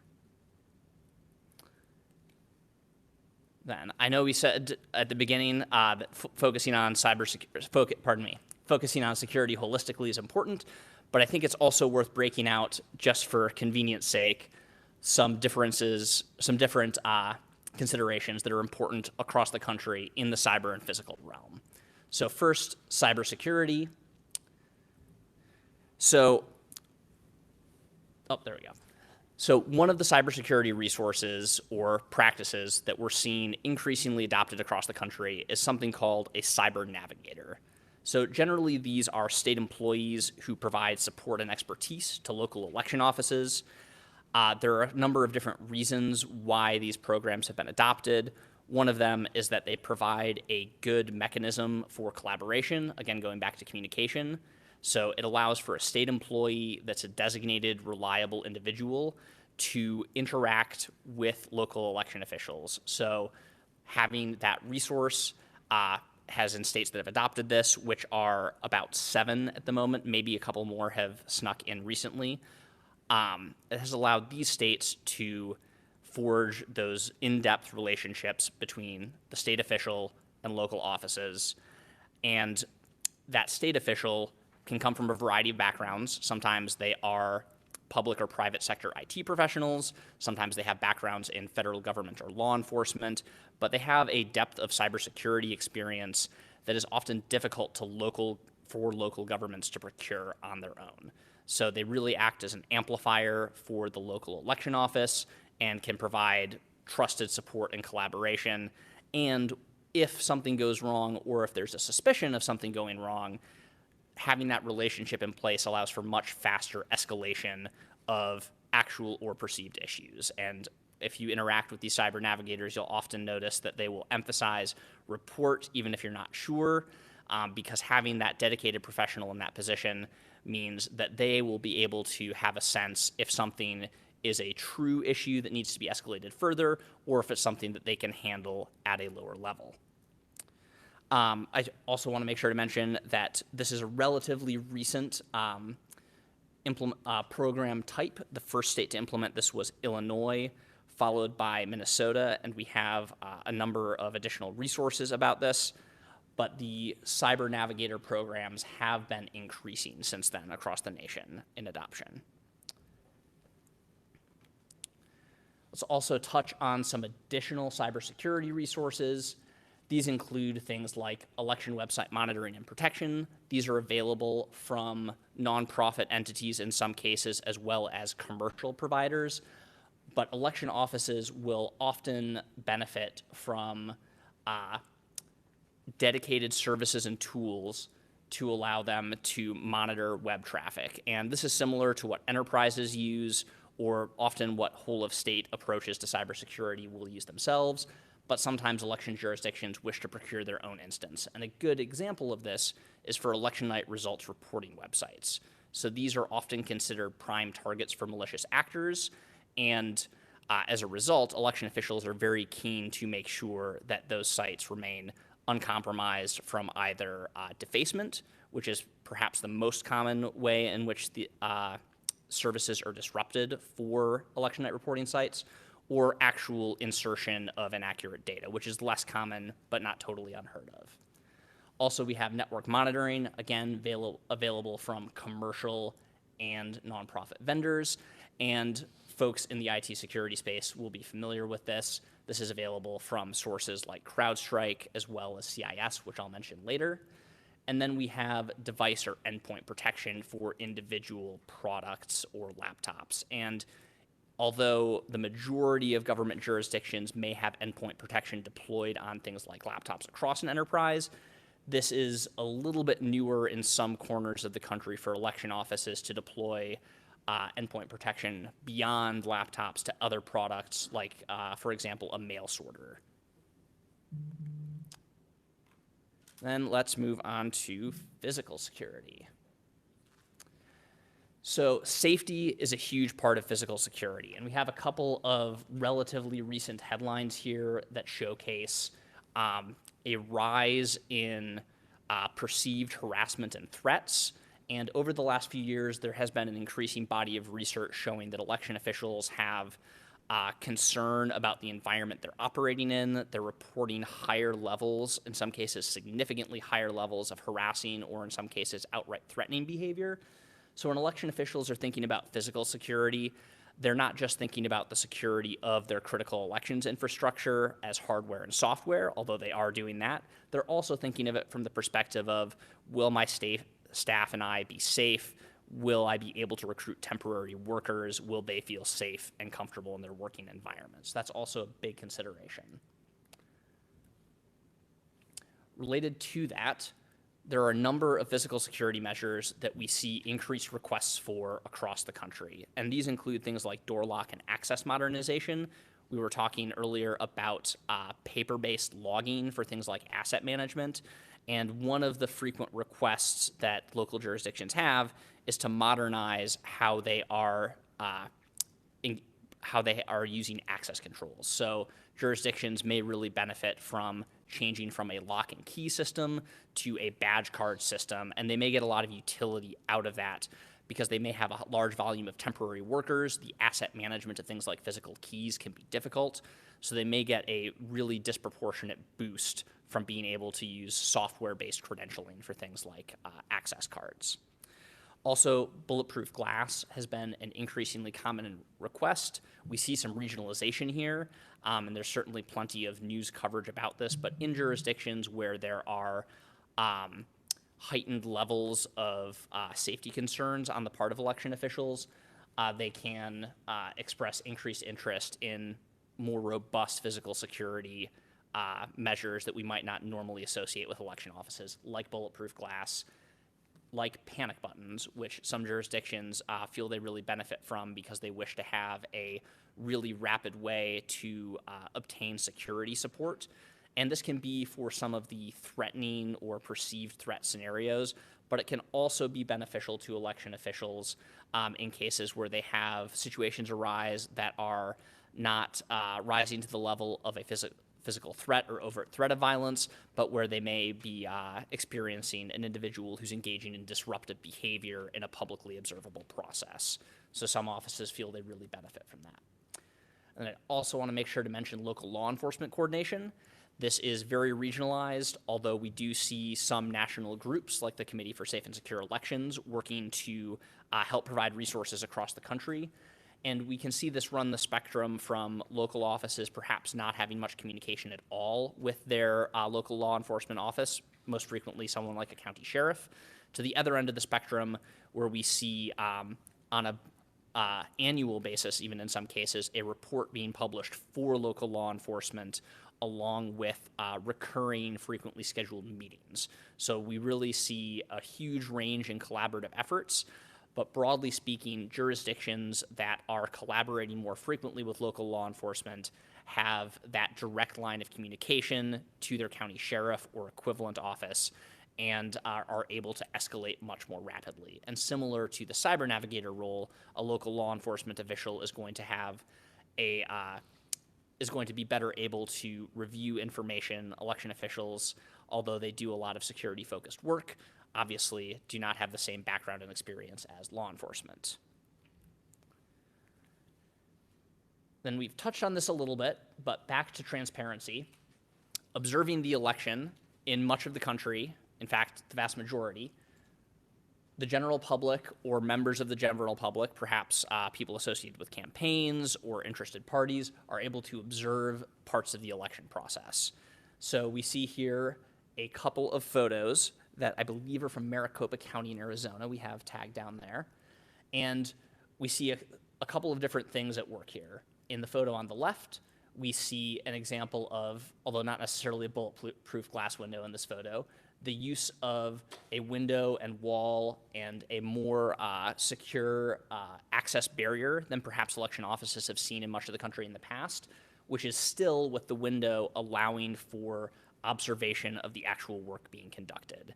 And we see, as election offices seek to modernize their facilities, more movement toward this type of configuration to provide the appropriate balance for a jurisdiction between securing their equipment, ensuring the safety of their personnel, and providing appropriate access so the public can see the goings-on during the election. Then on the right, we showed the ballot drop box camera earlier. This is a ballot processing area camera.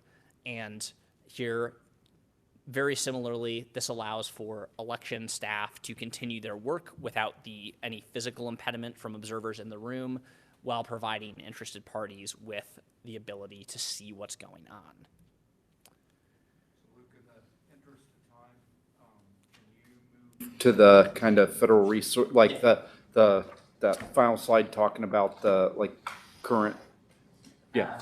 Absolutely. Because I want to leave some time for questions, so. Sure. Yeah. Okay. So moving on to status of federal resources. So I'm sure folks will broadly be aware of this, but it's important to note that there has been a big shift in federal resource availability in 2025. So from the beginning of this year, we have seen an overall reduction in the availability of federal resources. There were a number of personnel employed by CISA, the Cybersecurity and Infrastructure Security Agency under the Department of Homeland Security. Those positions were, in many cases, former election administrators. There were folks who had a deep background in elections and election security that were providing support to state and local governments across the country. Those roles have been eliminated in 2025, so those folks are no longer employed by DHS and as a result are not available resources.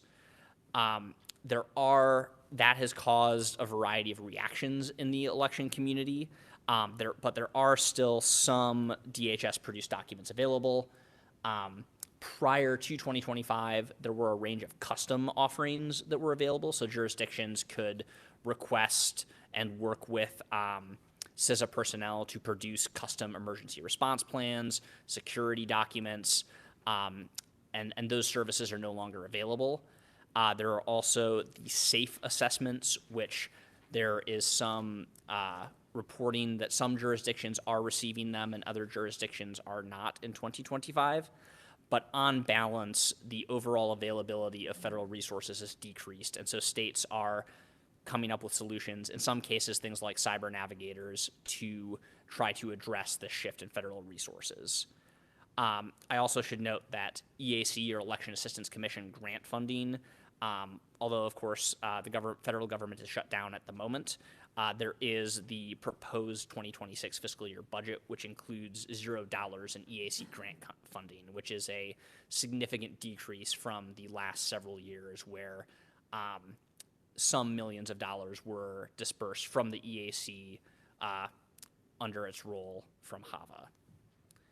And then, of course, this seems obvious given what I just said, but the federal long-term funding landscape is uncertain. So states are really adjusting to having uncertainty from federal resources and not knowing what the future may hold. And that's resulting in a lot of focus on cross-state collaboration and trying to make the most of available resources today, which I have to put in a plug for the EAC here. The EAC does continue to have a wide range of active resources that are informational, which it is hosting, which include a variety of election management guidelines focused on security for jurisdictions.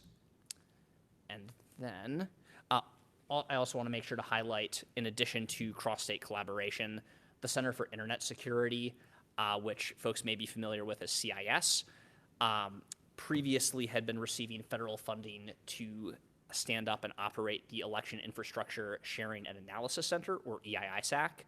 As of September 30th, that funding is gone. However, CIS is continuing to operate the EISAC on a membership-based model. So we're seeing a number of states and local jurisdictions join under that membership-based model. And in some cases, states are opting to join as a whole-of-state elections member of the EISAC, where the state-level jurisdiction will take on that sort of overarching membership role, which will include all of their local jurisdictions. And then I do have a couple of what can you do slides, which I will go past so we can get to questions. But I'll linger on this one for just a sec, which really gets back to the value of information sharing. And I would highlight also that states are finding benefit from building on existing resources, like I believe the Kansas Election Security Initiative, to share resources and information amongst their locals. There are similar initiatives in a number of states, and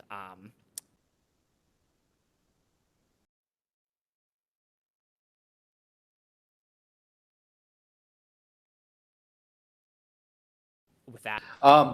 So that, can you dive a little deeper into the EISAC or whatever? What exactly is that? What do they provide to states?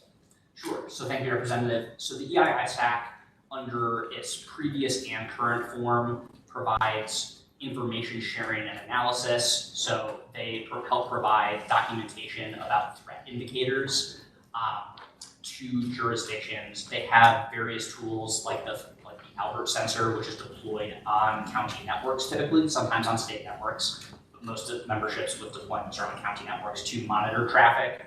And they also have tools like a red team and a SOC. So they provide 24/7 monitoring. And when I referenced private sector and nonprofit sector tools that are available, often CIS and the EISAC will negotiate bulk rates with private security vendors. So in many cases, local or in some cases state jurisdictions want to procure tools like crowdsource or CrowdStrike endpoint protection via that bulk discount rate. So they're providing access to software tools predominantly, in addition to information sharing and analysis that is, generally speaking, open source information and analysis, but also very technical threat actor information. So like if folks are familiar with Styx Taxi, EIISAC is engaged with that sort of material. Okay, thank you very much. Appreciate you joining us today. So committee, we're gonna take a recess here until 3:30 when we will pick back up with the Kansas Corporation Commission. Thank you.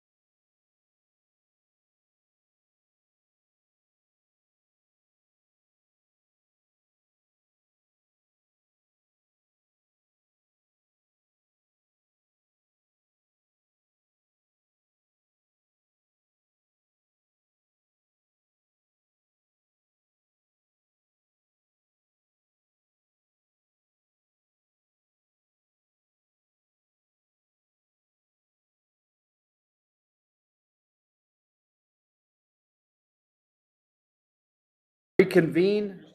We will be hearing next from the Kansas Corporation Commission. Welcome to the committee. Thank you. So are we live?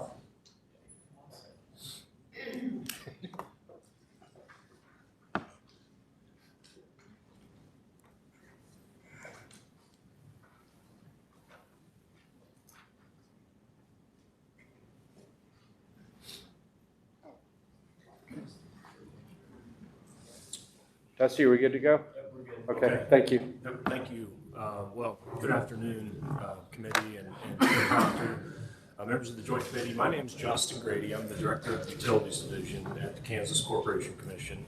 Appreciate the opportunity to be here this afternoon to share with the committee some of our thoughts on the issues that are affecting our state's energy infrastructure and the security and reliability of our state's energy infrastructure.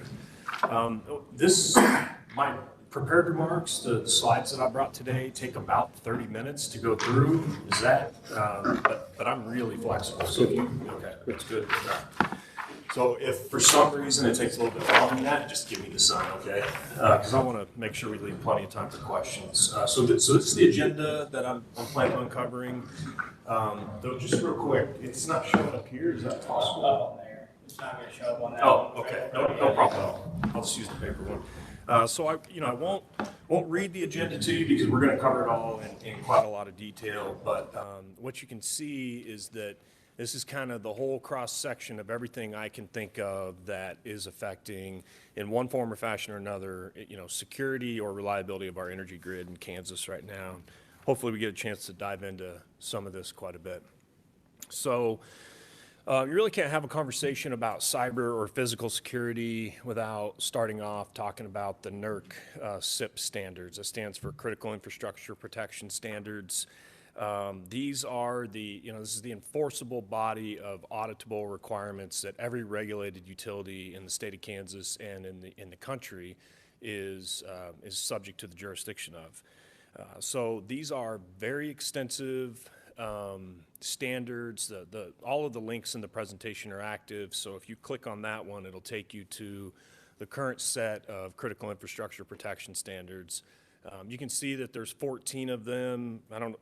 There is actually a one, but it's not specific to critical infrastructure protection. So they go from 2 to 15, 15 being the most recent one, of course, and it's actually still in some form of being revised as we speak.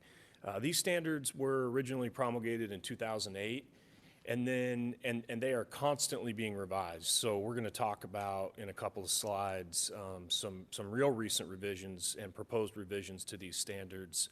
But it is a extremely in-depth body of requirements for both physical and cybersecurity that our nation's utilities, electric utilities, have to follow.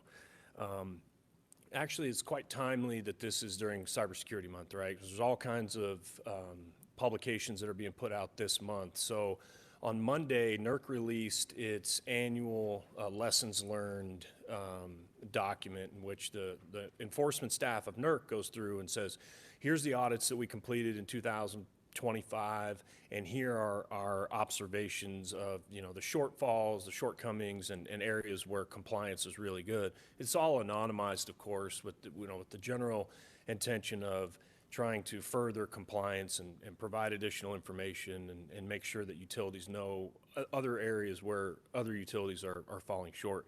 So this year, I have had a chance to review it. That report was issued on Monday, so it's not in the slide, but there was two findings that I thought were really interesting that I figured I'd call out. So distributed energy resources, rooftop solar or community solar, whatever that may be, it could even be vehicle to grid integration in places where that happens with electric vehicles. So DERs are not directly implicated under the SIP standards from NERC because they're not connected to the transmission grid, right? So they're not considered bulk electric system generation assets connected to the transmission grid. But what NERC does require is what they call physical and electrical segmentation. So in the places in the country where electric utilities are actually controlling and managing these distributed energy resources on behalf of their customers, either so that those customers can participate in a demand response program or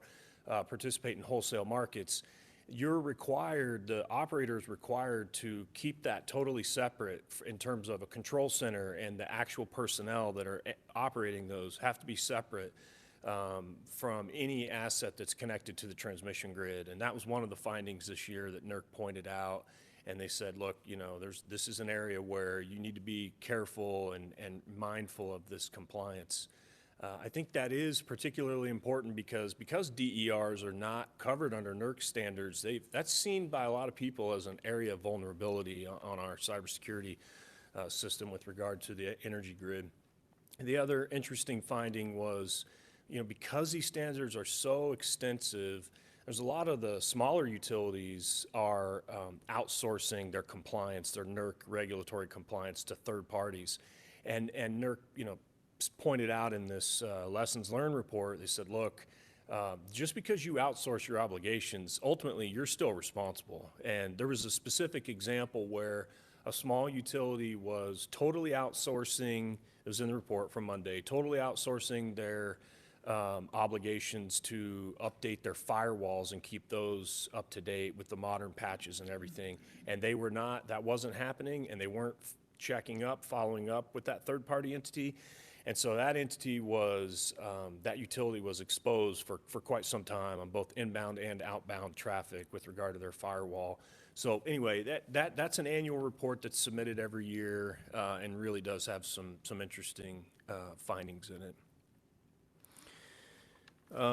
So slide 4 is, I mentioned that there's some recent changes to the NERC critical infrastructure protection standards, and the next couple of slides we're going to talk about those just briefly. On September 18th, FERC issued a rulemaking. They essentially ordered NERC to revise their critical infrastructure protection standards to address supply chain risk management. Again, that's an active link there, and that's just a quote from the press release that FERC used when they identified and let everybody know that these standards were changing. Supply chain risk management is a large area. I mean, it covered 3 different system integrity or critical infrastructure protection standards, but they're looking at things like unauthorized remote access that is hidden in, an industrial control device or a cybersecurity facility, or something, maybe worse off, that's operating control and OT or operating technology that a utility, might be buying from somebody that it doesn't know is actually originally sourced from one of our adversaries, a country that has adversarial interests to those of the United States. So this is a codification of a real drill down and really intensely looking at remote access, potential malicious software that's hidden, with unauthorized on-off switches and just ultimately a whole set of requirements for vendor risk management in particular, where a utility is required to really understand the vendors that it does business with and what their cybersecurity efforts are as well. Slide 5, I guess I don't have to say that since I'm in control here. Slide 5 is on virtualization standards. Now when I read through this was something that a lot of these terms are new to me. I feel like this is pretty cutting edge stuff. These are NOPRs, so these are not yet rulemakings. This is FERC putting out NERC's proposed standards and putting them out for comment, and there's going to be a process before this turns into a final rulemaking. But what they describe in this proposed standard is virtualization. I gather it's like instead of having a room full of servers and physical hardware, everything is virtual, right? All of the software is virtual. You might have shared resources where there is actually a physical server somewhere, but it's being shared by 3 utilities through the cloud. Or there's a concept in this NOPR of a virtual machine which I'm still trying to wrap my head around, but it's apparently a concept where there is no computer whatsoever physically. It is all virtual, right? All the software exists virtually. The server capacity, exists virtually. I mean, somewhere there's got to be a server, but basically all they have is access to the internet, and then all the software is ran online, all the memory is online, everything else. They also discuss a concept called containers, where software is totally electrically or physically separated from any other software. It doesn't have free range to be communicating with other software. That communication only occurs through specified, controlled communication protocols and channels. So interesting stuff, but NERP, September 18th, they just put out this NOPR on virtualization reliability standards. And then on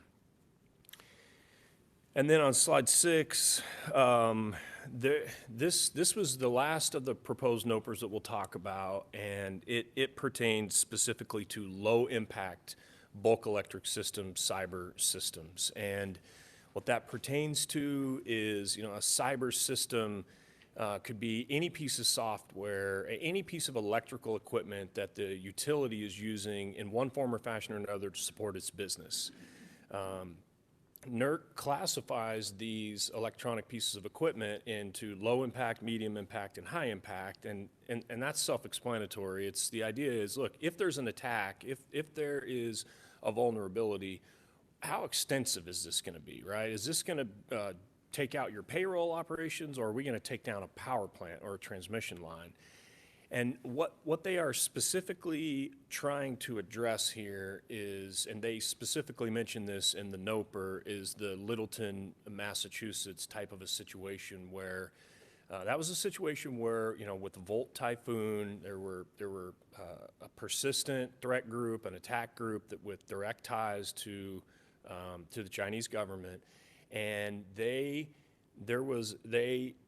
infiltrated a small combined water and electric utility operation in Littleton, Massachusetts. There was a recent 60 Minutes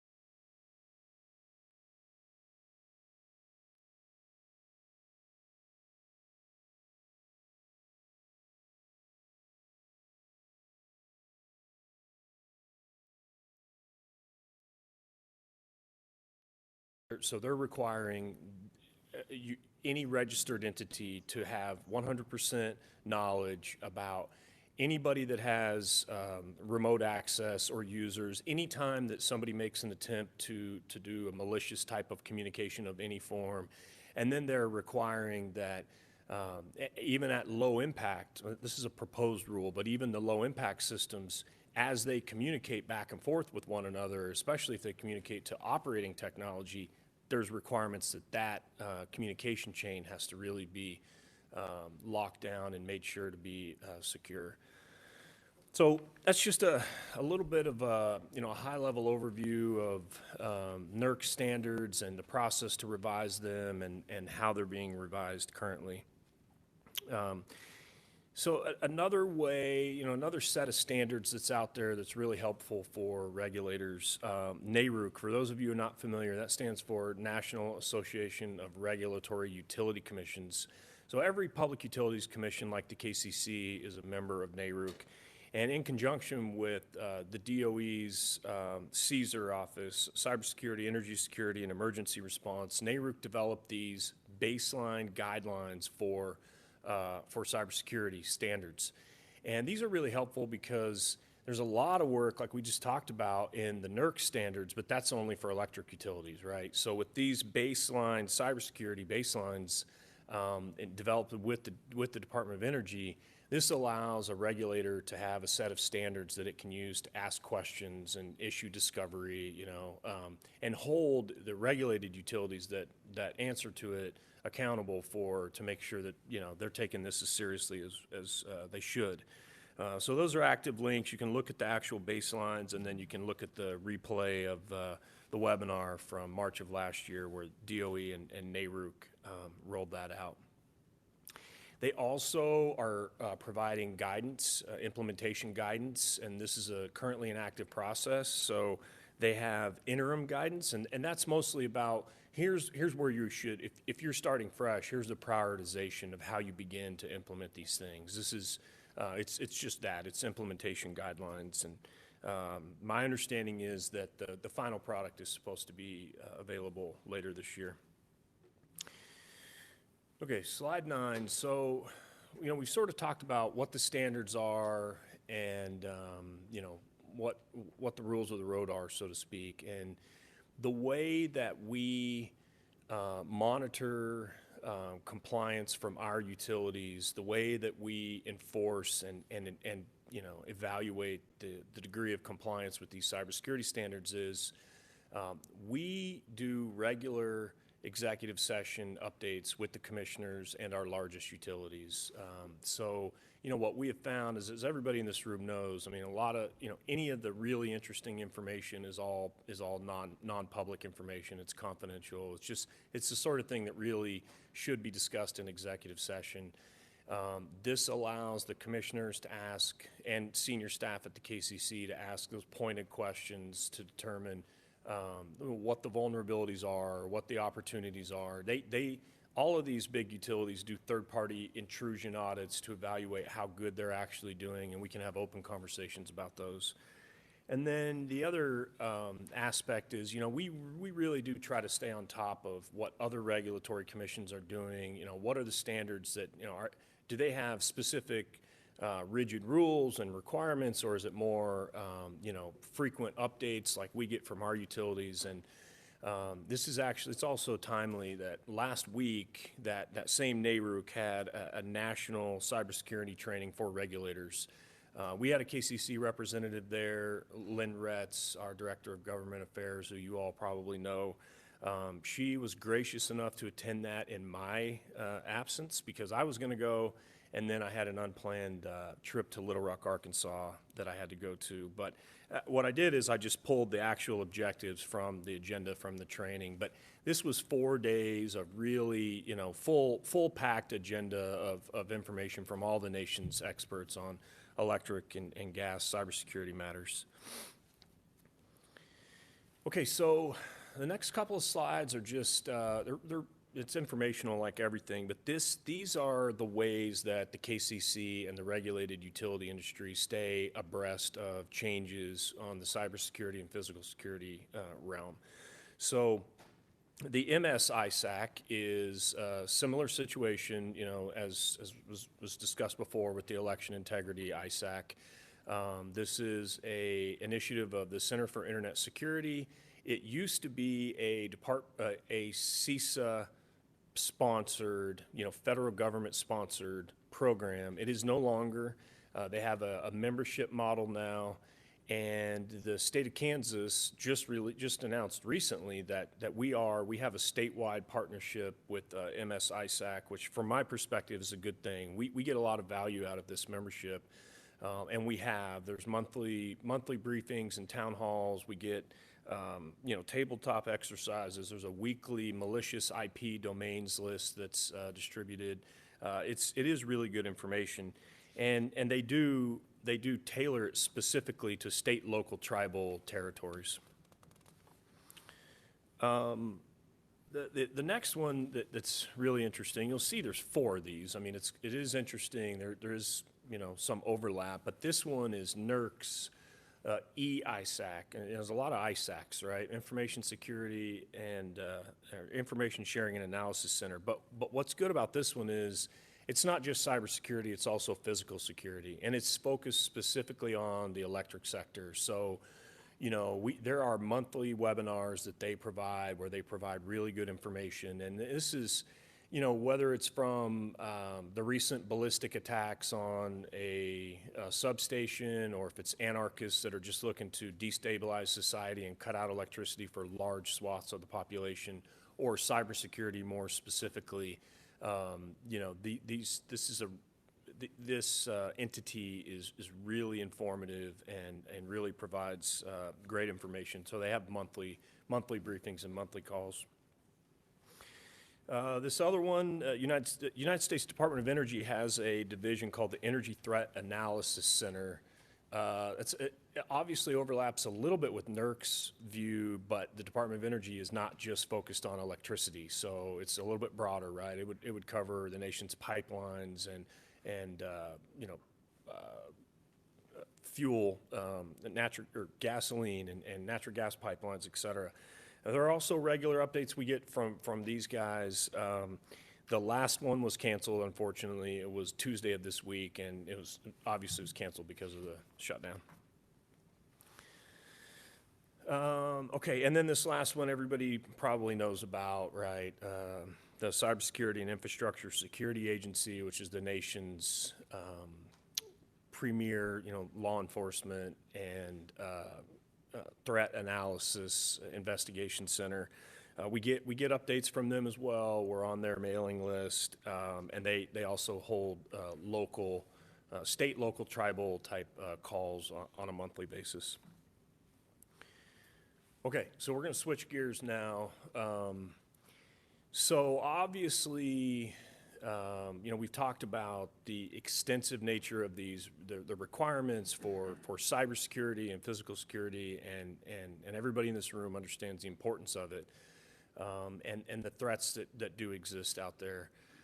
So what we have done at the KCC is, since 2015, the largest electric utilities in our state have a cyber and physical security tracker. And so all a tracker is it just keeps track of, over time, the difference between the costs that are actually reflected in utility rates and what the company is actually incurring for these costs. And the reason that we did that is because, you know, this is clearly one of the most important obligations that an electric utility has. So we don't want, you know, we don't want them thinking about or concerned about the impact or the financial impact to the bottom line when they are trying to make the decision about, you know, doing the right thing for cyber or physical security. So essentially what this does is it trues them up and makes them whole over time compared to what they're recovering from their customers. Kansas Gas Service has one as well, and that's just for the O&M side of the business, because their capital expenditures, they are able to recover through the gas safety reliability surcharge. As I mentioned there on that last bullet point, KSA 66-2202 through 2204 allows natural gas utilities to bill customers a maximum of 80 cents per month for basically safety improvements and obsolete infrastructure replacement.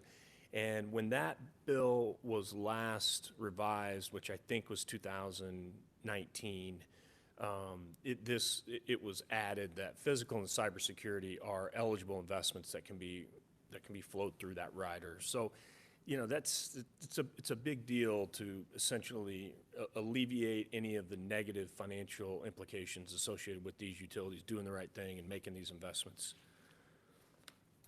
Okay, we're switching gears again. Now, this is the fourth topic. We're going to talk about resource adequacy a little bit and the Southwest Power Pool. So last year when I briefed this committee, we talked a lot about integrated resource planning. I really mostly focused on the reliability and how Kansas does long-term planning and integrated resource planning and how that interacts with the Southwest Power Pool and what their requirements are. I'm not going to, I'm not going to reiterate any of that or duplicate any of that, but just as a quick refresher, so we are part of the Southwest Power Pool region. They're a 14-state regional transmission organization. They're governed by, they're regulated by the Federal Energy Regulatory Commission. And they have a FERC tariff that requires them to maintain a reliability standard of 1 day of outage in 10 years. Right, or you can also think of that as 0.1 day per year of an outage. That's the national reliability standard that we're all accustomed to and have always been accustomed to. in Kansas, that the authority to set that planning reserve margin actually resides within the Regional State Committee. The Regional State Committee is made up of one regulator from every state that has a retail load serving entity in Southwest Power Pool. And so Kansas, of course, has a voice on that committee. That's our current chairman, Andrew French. You may have heard, the planning reserve margin is increasing in Southwest Power Pool. And this is the culmination of a lot of work that really kicked off in earnest after Winter Storm Uri, which was an eye-opener for a lot of people in that, maybe we haven't built this system to withstand the kind of winter weather and the kind of severe weather events we thought we had. And it's not just winter weather, it's summer as well. So today, the planning reserve margin is 15% in SPP. That's going to 16% by next summer, and we don't have a winter planning reserve margin right now. That is going to 36% by the winter next winter. And then it will go up again, but not until 2029. It goes to 17% in the summer and 38% in the winter. And those are the minimum amounts of margin that have been determined as necessary to maintain that minimum level of reliability that I mentioned. It's both a federal requirement and also just a practical requirement because everybody in this room, deserves and wants reliable electricity. I'm going to, because I am running long, do we start at 3:45 or do we start at 3:30? Okay. So yeah, I'm going to skip, there's a lot of good information in 16 and 17. But basically what I'm focusing on here are the real changes that have occurred since I last addressed the committee, right? And one of those changes, last year's presentation was a little bit doom and gloom. It was a little bit like we're in a real reliability crisis in this country, and if we don't do something to fix it, we're going to have real trouble in the next 2 or 3 years. There's been a lot that's been done in the last year, and one of those things is called the Expedited Resource Adequacy Study process. And so what you see in this chart and in that link, if you go read that, is basically those dark green bars are showing you that if we didn't do something within the next 2 or 3 years, we were going to be at a level of generation capacity in our region that was not going to allow us to maintain the reliability we're all used to. Through the resource adequacy, the Expedited Resource Adequacy Study process, that essentially allowed load-serving entities to jump the line and get in front of the 100 gigawatts or so of generation that's out there that wants to connect to the grid.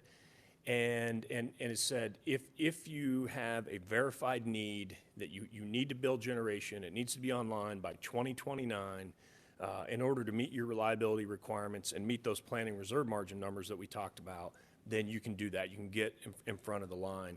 It was quite controversial, especially in the independent power producing and renewable energy community, because it's definitely anti-competitive markets, open access, wholesale markets. But it was a crisis moment, right? I mean, basically what the federal government recognized and what SPP recognizes, if we don't allow these utilities to get to the front of the line and start putting projects online that actually are dispatchable and produce the kind of reliability attributes that we want, we're going to be in a real reliability issue in this region and in our state in the next several years. So that's what this graph is also demonstrating. So, if you look, the blue line is basically where we were and the trajectory that we were on for several years in this region, which was our extra capacity that we had online was dwindling year after year. And then the purple line was, okay, well, we think that if we don't make any changes, we'll improve a little bit and kind of push that reliability issue out like one more year. And then the gold line was, if we allow the utilities that want to put power plants online, let them get in front of the line, then you can see that bumped the curve up to the yellow line and said, okay, now we're actually, at a place over the next 5 years where we can maintain the reliability of the system. basically anything below that red line is a situation where we're going to experience utility outages more often than 0.1 days per year. So the rest of the information, you know, it's the slides are meant to be informative. They got active links. You can click on them, and certainly my contact information is in there. So, you know, reach out anytime if you have any questions. And I guess I went a little bit long the first part of the presentation. Sorry about that. But I'll go ahead and end it now because I want to leave plenty of time for questions. So, yeah, really appreciate the opportunity to be here and looking forward to your tough questions. Very pleased to see all the focus on cybersecurity. And I understand a utility company like Evergy, for example, probably has no issues meeting those cybersecurity standards. But do the same cybersecurity standards apply to our small electric co-ops? And do they have the resources to do that? Yeah, it's tough. So if they are a NERC registered entity, then those standards apply. And I'm trying to, you know, think about. I know that any cooperative that has generation that is connected to the transmission system is going to be a NERC registered entity. In terms of whether they have the resources to apply or you know, to comply, I'm sure they'll tell you it's a challenge.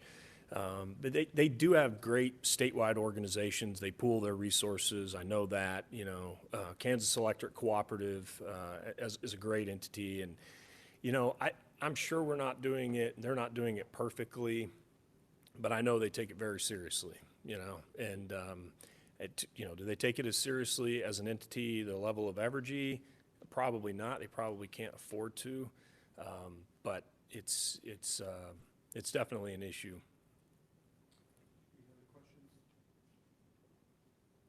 So, I got a couple. Great.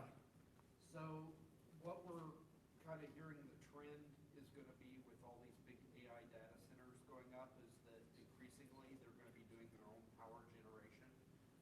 How will that impact our ability here in Kansas to meet these SIP standards?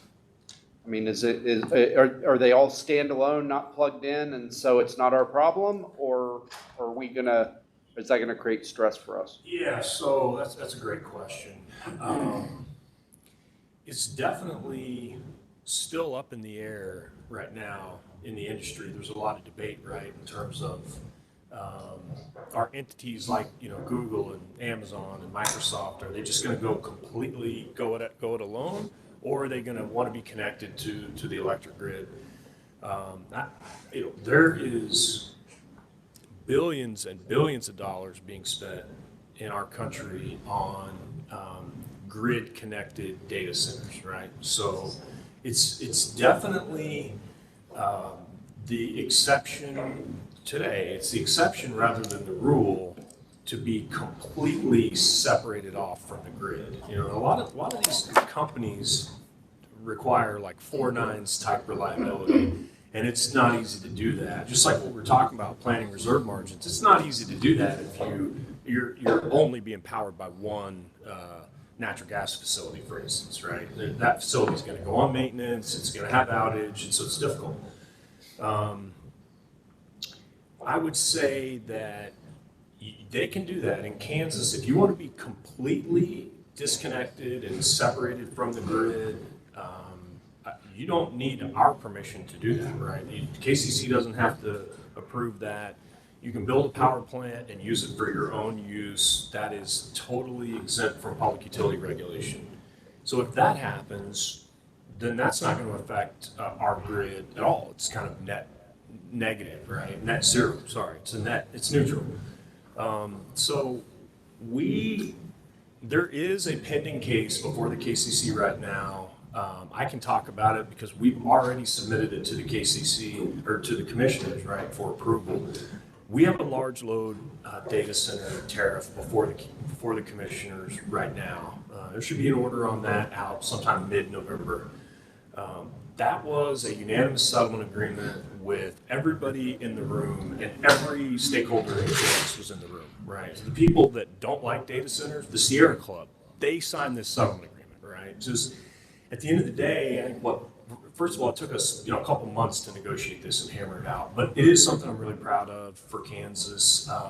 It really has the potential to beneficially impact our state. So what we're talking about is, this is not like, these people don't get a discount on their electric bill. If a Google or an Amazon wants to build a data center, it's going to be 600-700 megawatts to do that.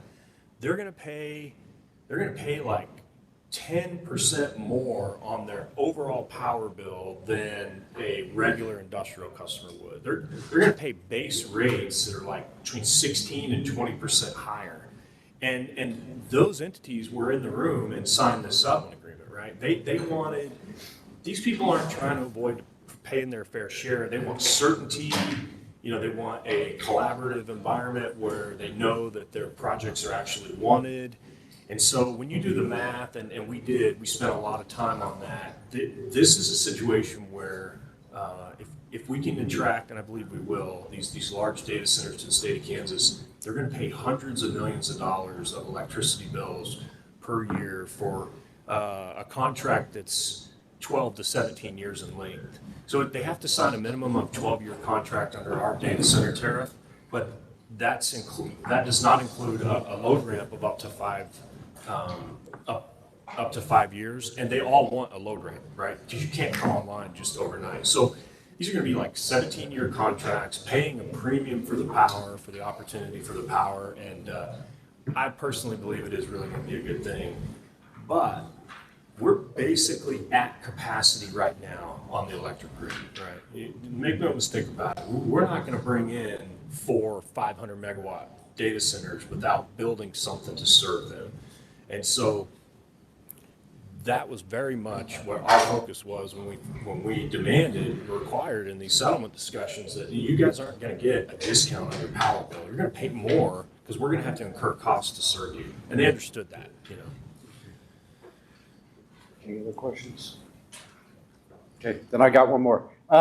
So there's been a lot of talk recently about small nuclear here in the state of Kansas, the modular nuclear.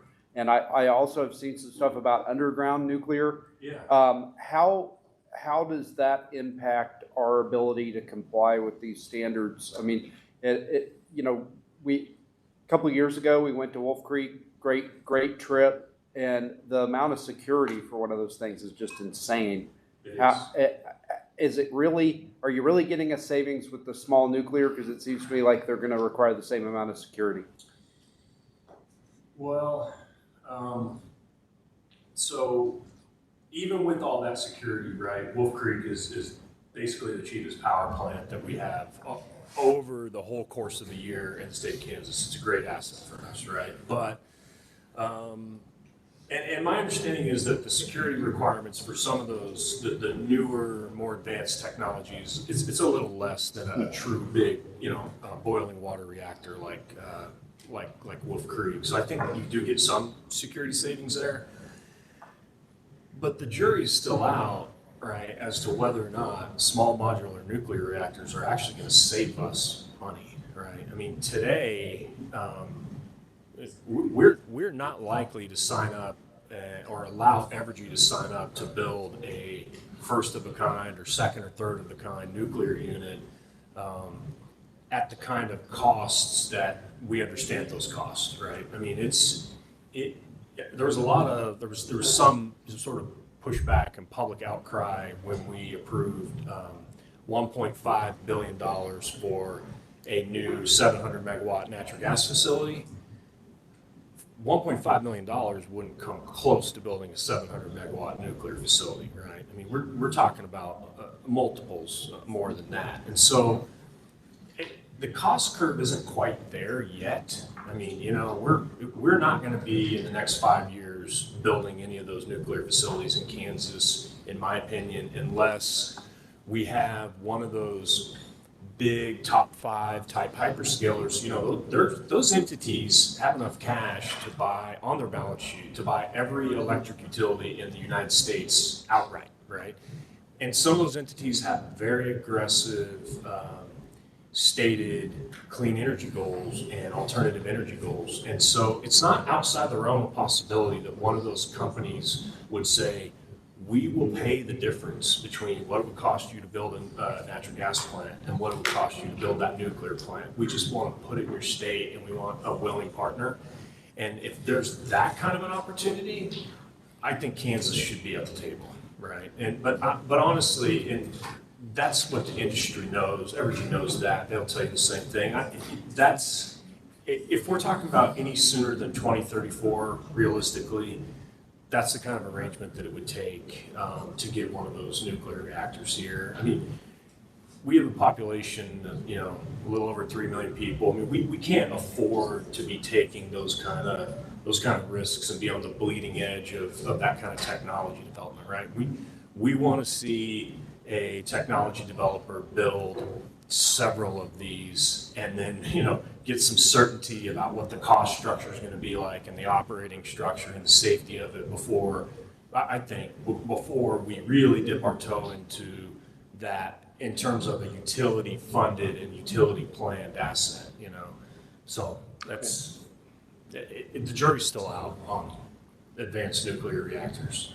Just real quick on it. So in your opinion, then, if we're going to continue to create these large data centers and try to bring them to Kansas, what would be, in your opinion, the most efficient way for renewable energy or even just energy in general? Because when we start going natural gas, there's such a demand for natural gas the way it is.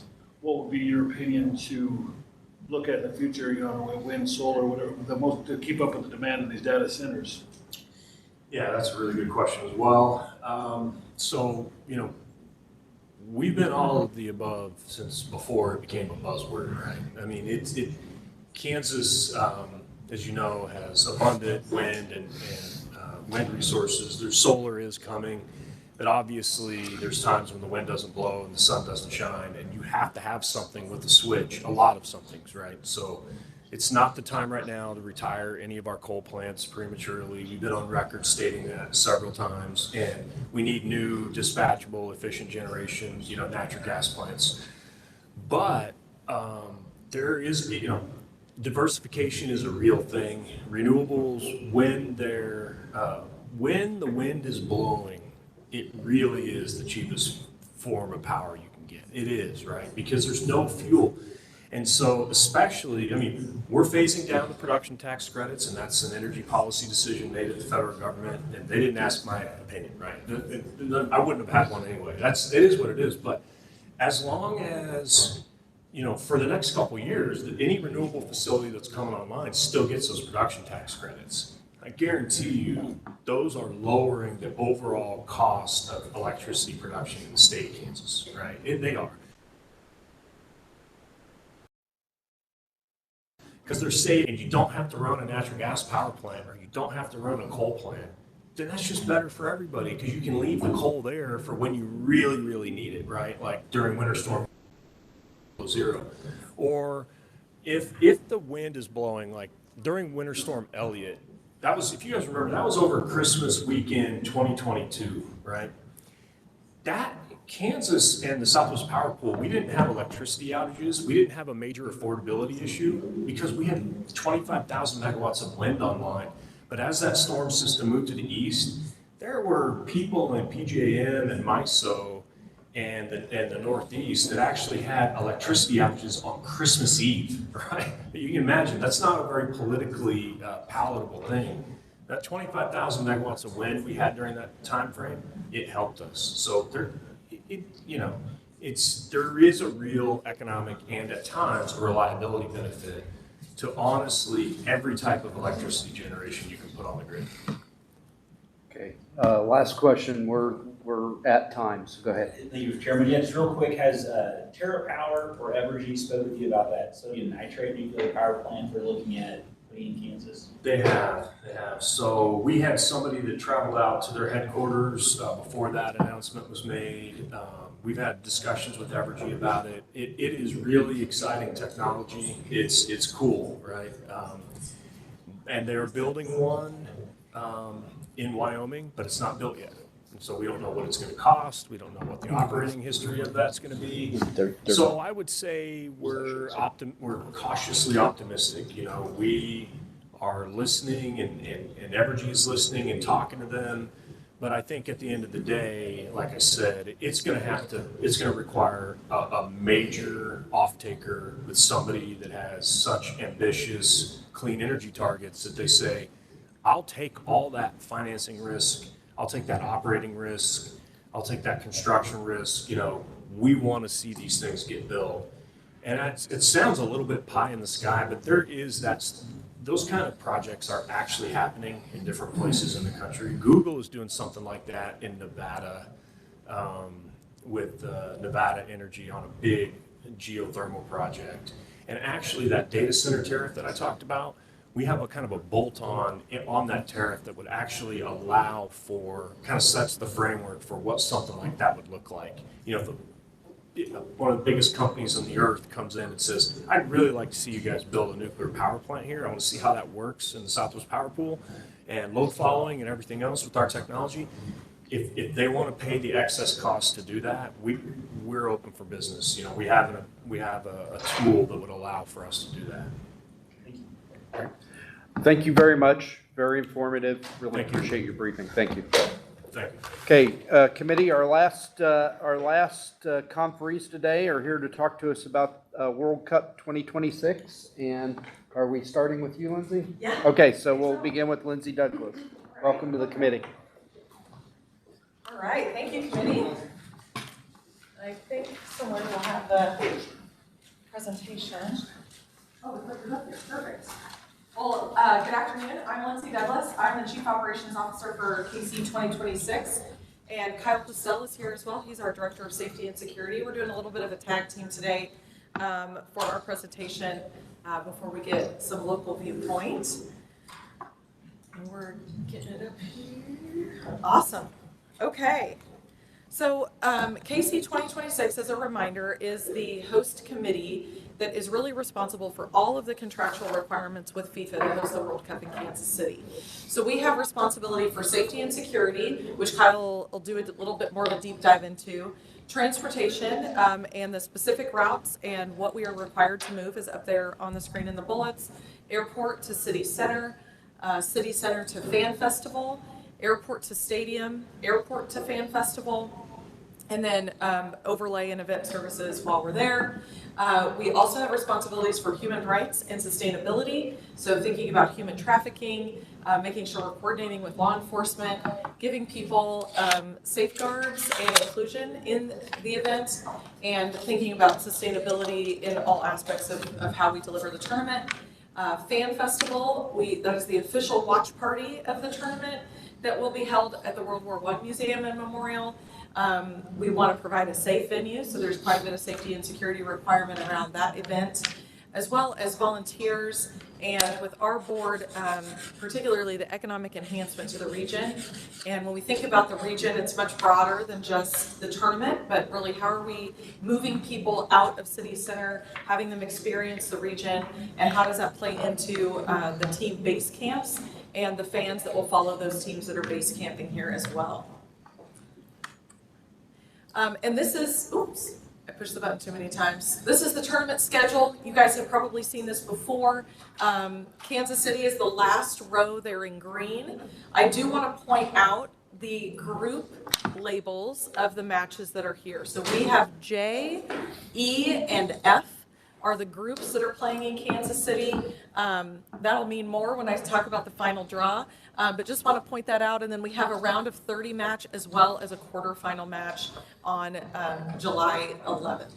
So the tournament for us is 26 days in duration when we're active from our first day to our last, first match to our last match.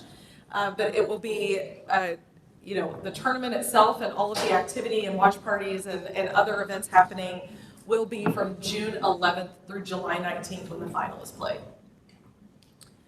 And for us, we know that we're going to be a really attractive location for people to travel and maybe make their base camp during the tournament because of our central location. So these are all of the host cities for the 2026 World Cup.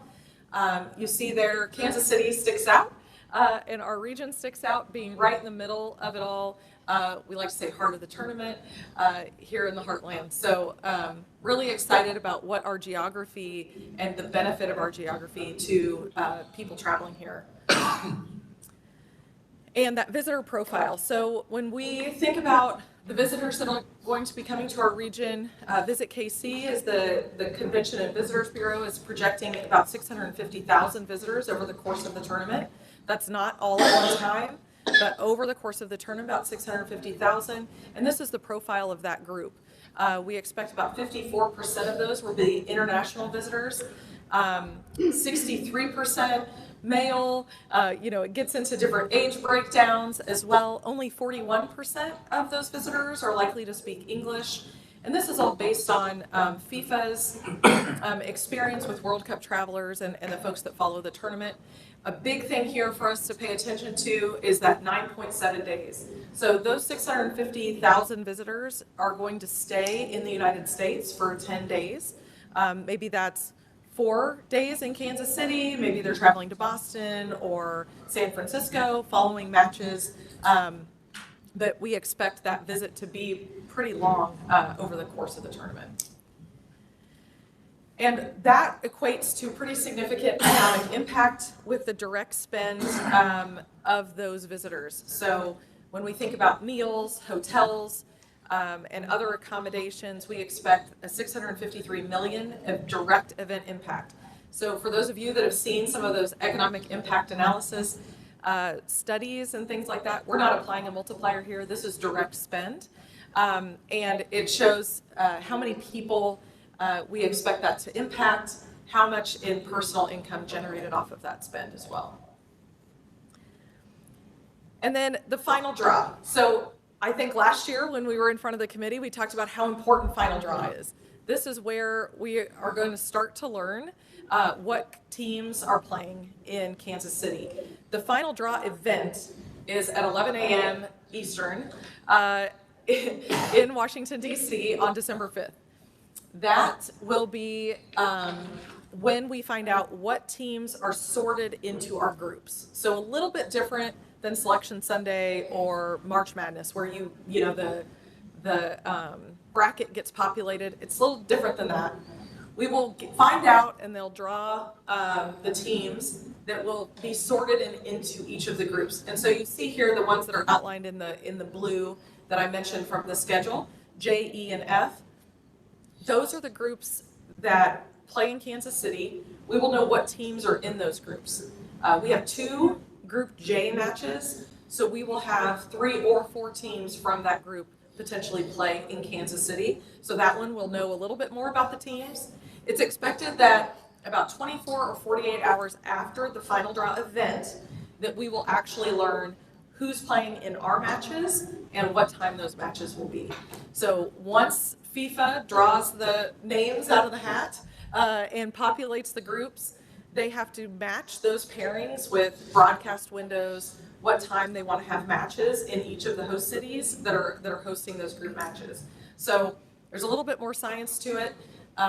And heat mitigation is one of the things that we've heard about in Kansas City not having a dome stadium. They are concerned about midday matches or high heat during the day matches. So we expect that our matches will definitely be factoring that in. And so late afternoon, evening matches, likely for our region. FIFA has come out and talked about the impact that had during Club World Cup and how important that is for their teams, their players, and that kind of thing.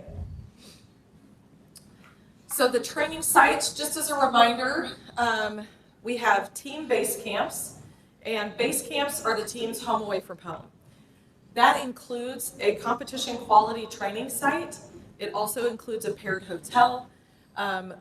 There will be 48 teams that get drawn through this, and there's about 66, I think, base camp locations between the 3 countries. Kansas City has 3 of those. So we've got pretty good odds to have at least 2 teams, I would say, utilizing our base camp locations. Hopefully we fill all 3. We've got really excellent facilities, so we're very pleased with the feedback that we're getting from teams that are coming to visit. On the venue-specific training sites, That would be Children's Mercy Park and CPKC Stadium, so the Sporting Kansas City Stadium and the current stadium. Those venues are specifically for teams that are traveling to Kansas City to play at Arrowhead. So those are the teams that will come and play matches here. They may not be base camped here. They may base camp somewhere entirely different. But they will come match day -1 to do a training at that facility prior to the match. Those are also paired with hotels. And the 3 base camps for us, Compass Minerals is in Kansas City, Kansas. KC current training facility is in Riverside, Missouri. And then of course, Rock Chalk Park is in Lawrence. So we have safety and security requirements through our FIFA contract for those venues and the paired hotels as well. So we've been working, and Kyle will talk about the stakeholders and all of the law enforcement partners that we have that we've been working in coordination with to make sure we're fulfilling those requirements. And then as I mentioned, the venue-specific training sites, you see those here. Again, there are safety and security requirements that go along with hosting that pre-match training. And so Children's Mercy Park being also in Kansas City, Kansas, and CPKC Stadium, there on the river in Kansas City, Missouri.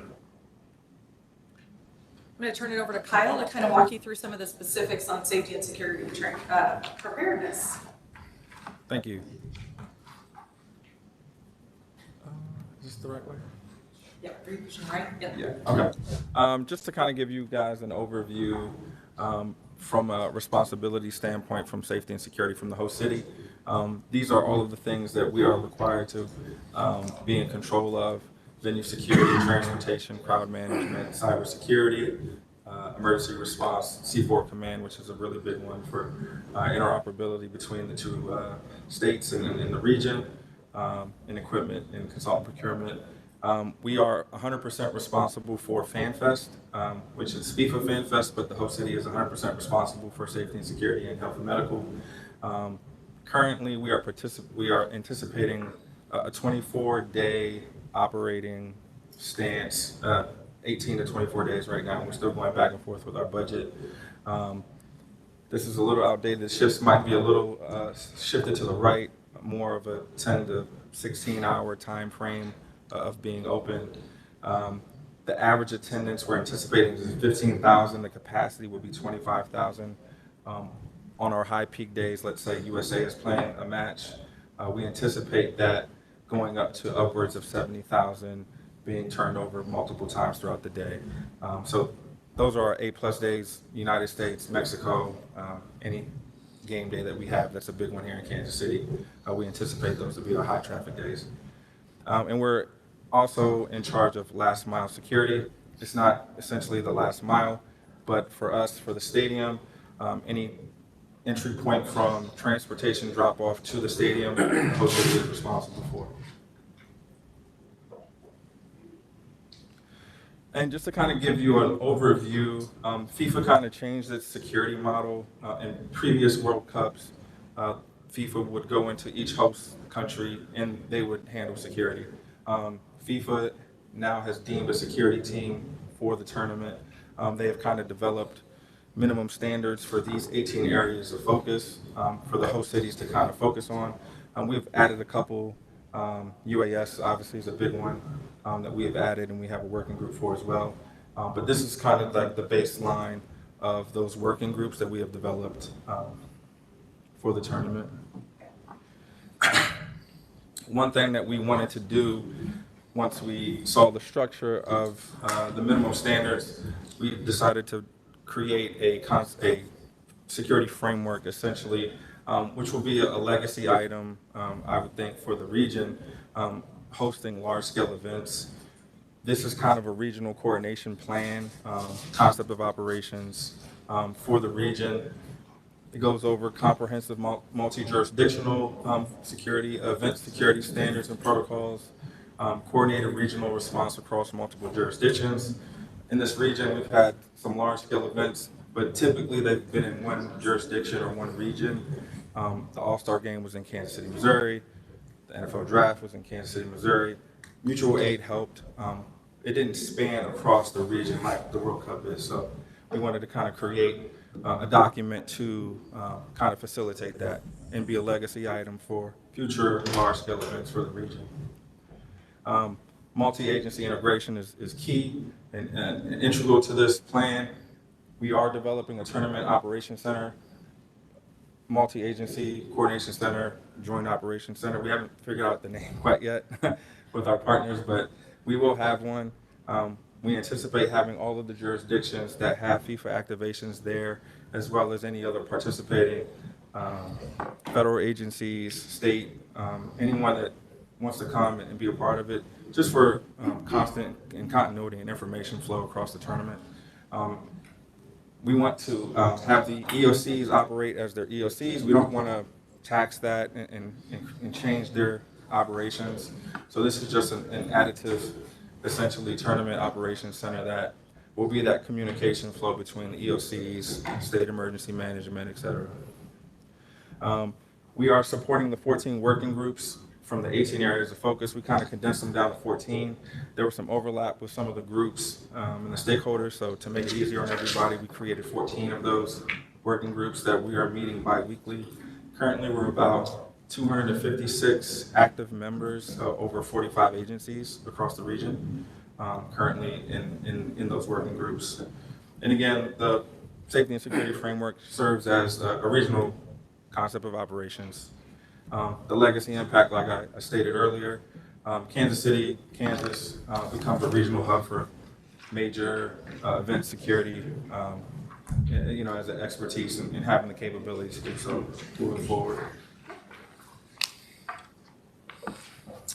Another part of our safety and security framework are we created annexes for jurisdictions having local control.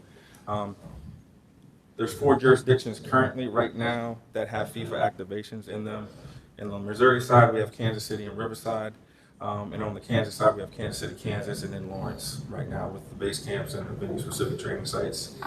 What we did with these jurisdictions, meeting with them individually, created the jurisdictional footprint, adding all of the participating agencies, the surrounding agencies that typically help out with them, and mutual aid.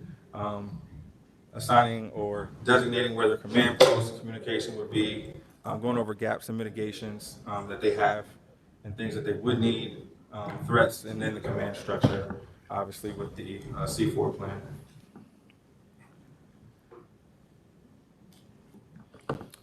This is our timeline that we have created. This doesn't depict all the planning that happened prior to this. This is just kind of where we are right now. Right now, we are done with our planning phase and our draft phase, and we're going into our training and exercise phase now. We've already had some training and exercises. Kansas has been a part of some of those. We'd had a COMEX exercise at Sporting KC at Children's Mercy Park. We had a lot of Kansas participation in, which was a really good exercise. Moving forward, we're going to start developing those exercises that are specific for tournament operations and operational plans. We want to exercise those plans. We don't want to exercise plans that have already been created or standard operating plans. We want to create our own plans for the tournament and test those and stress those to see where the gaps are. And after action, we'll do those and then fill those mitigations in those gaps.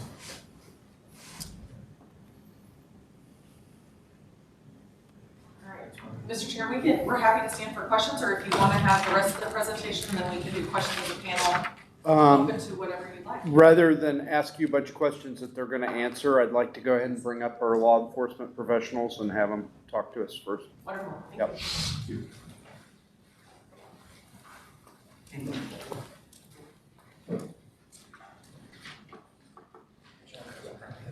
Great. Tough act to follow.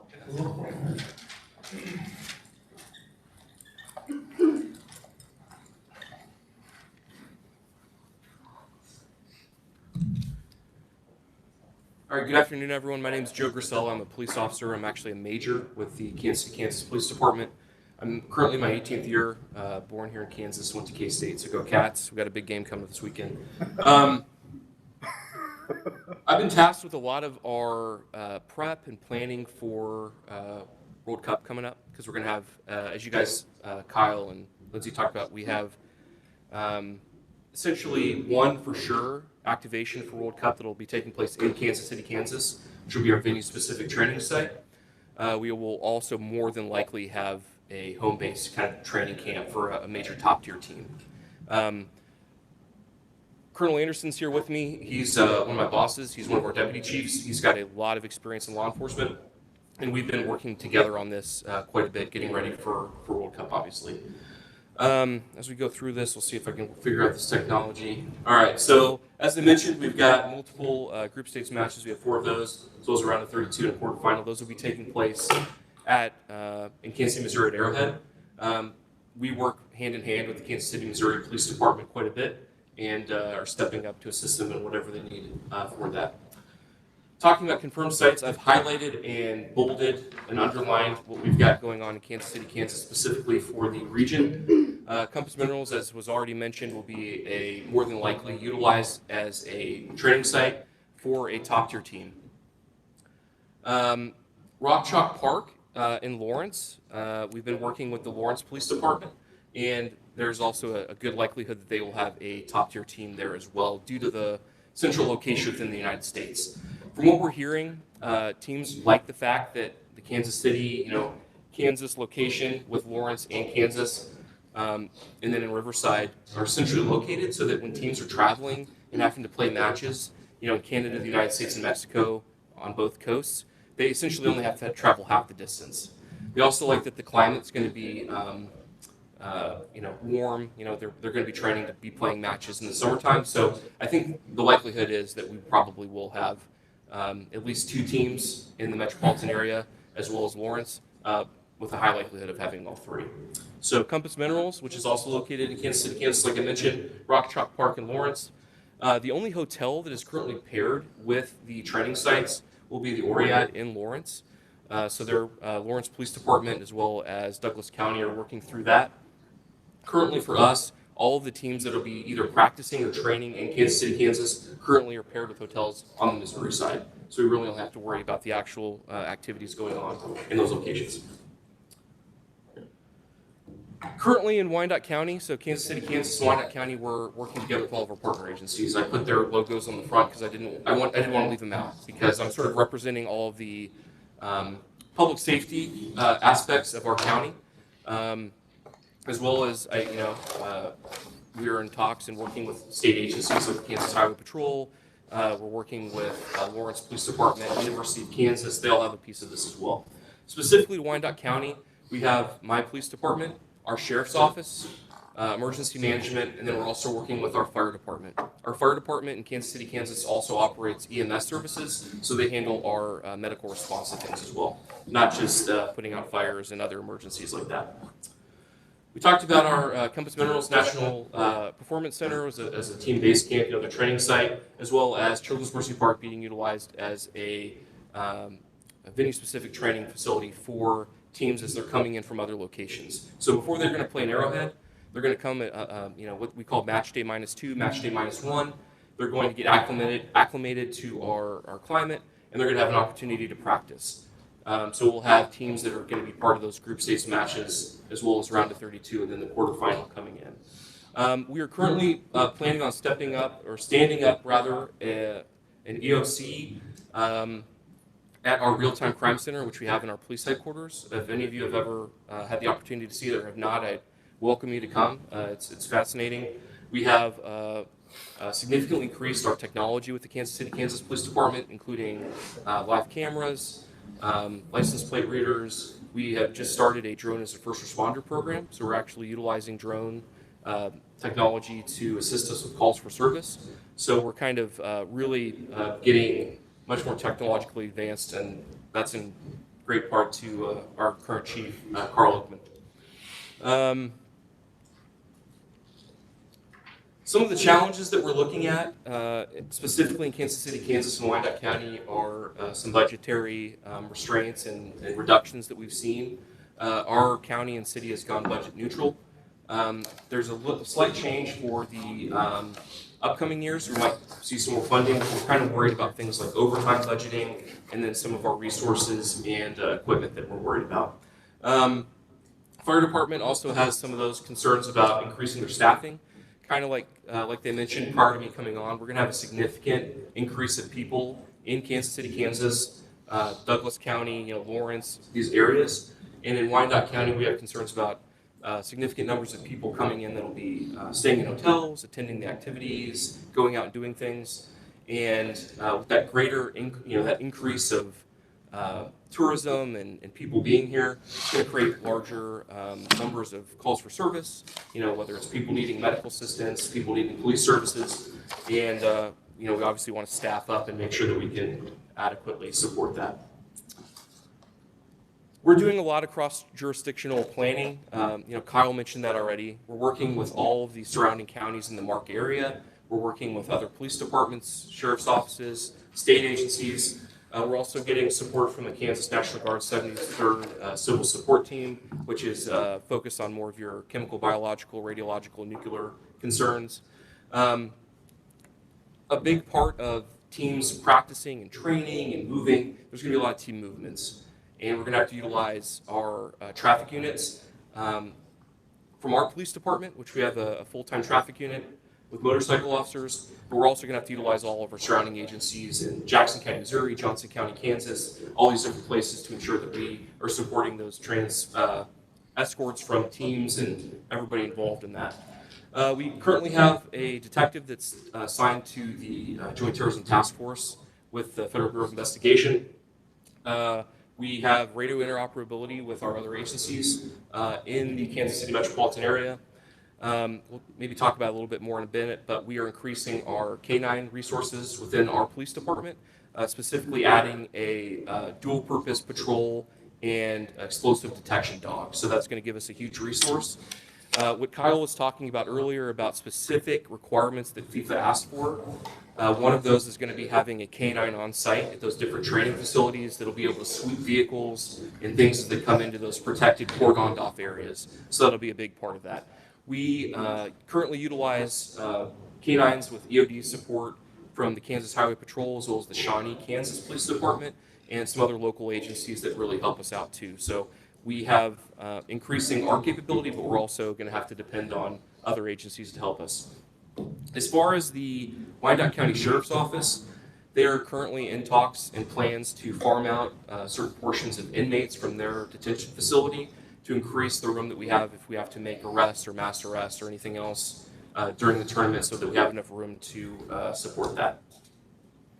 Another thing I forgot to mention, that top bullet, is just the use in our support and interoperability with the Regional Fusion Center that we have as well for supporting anti-terrorism and everything else and those concerns. Compass Minerals, located in our city. It's at 1913 Pinnacle Way, kind of in the Village West, western part of our city, just east of 435, just south of Parallel Parkway.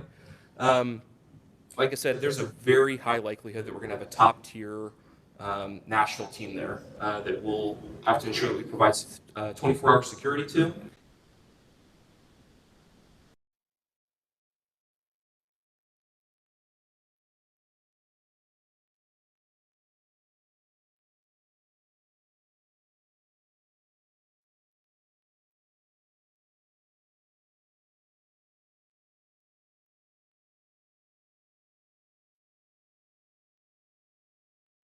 Players.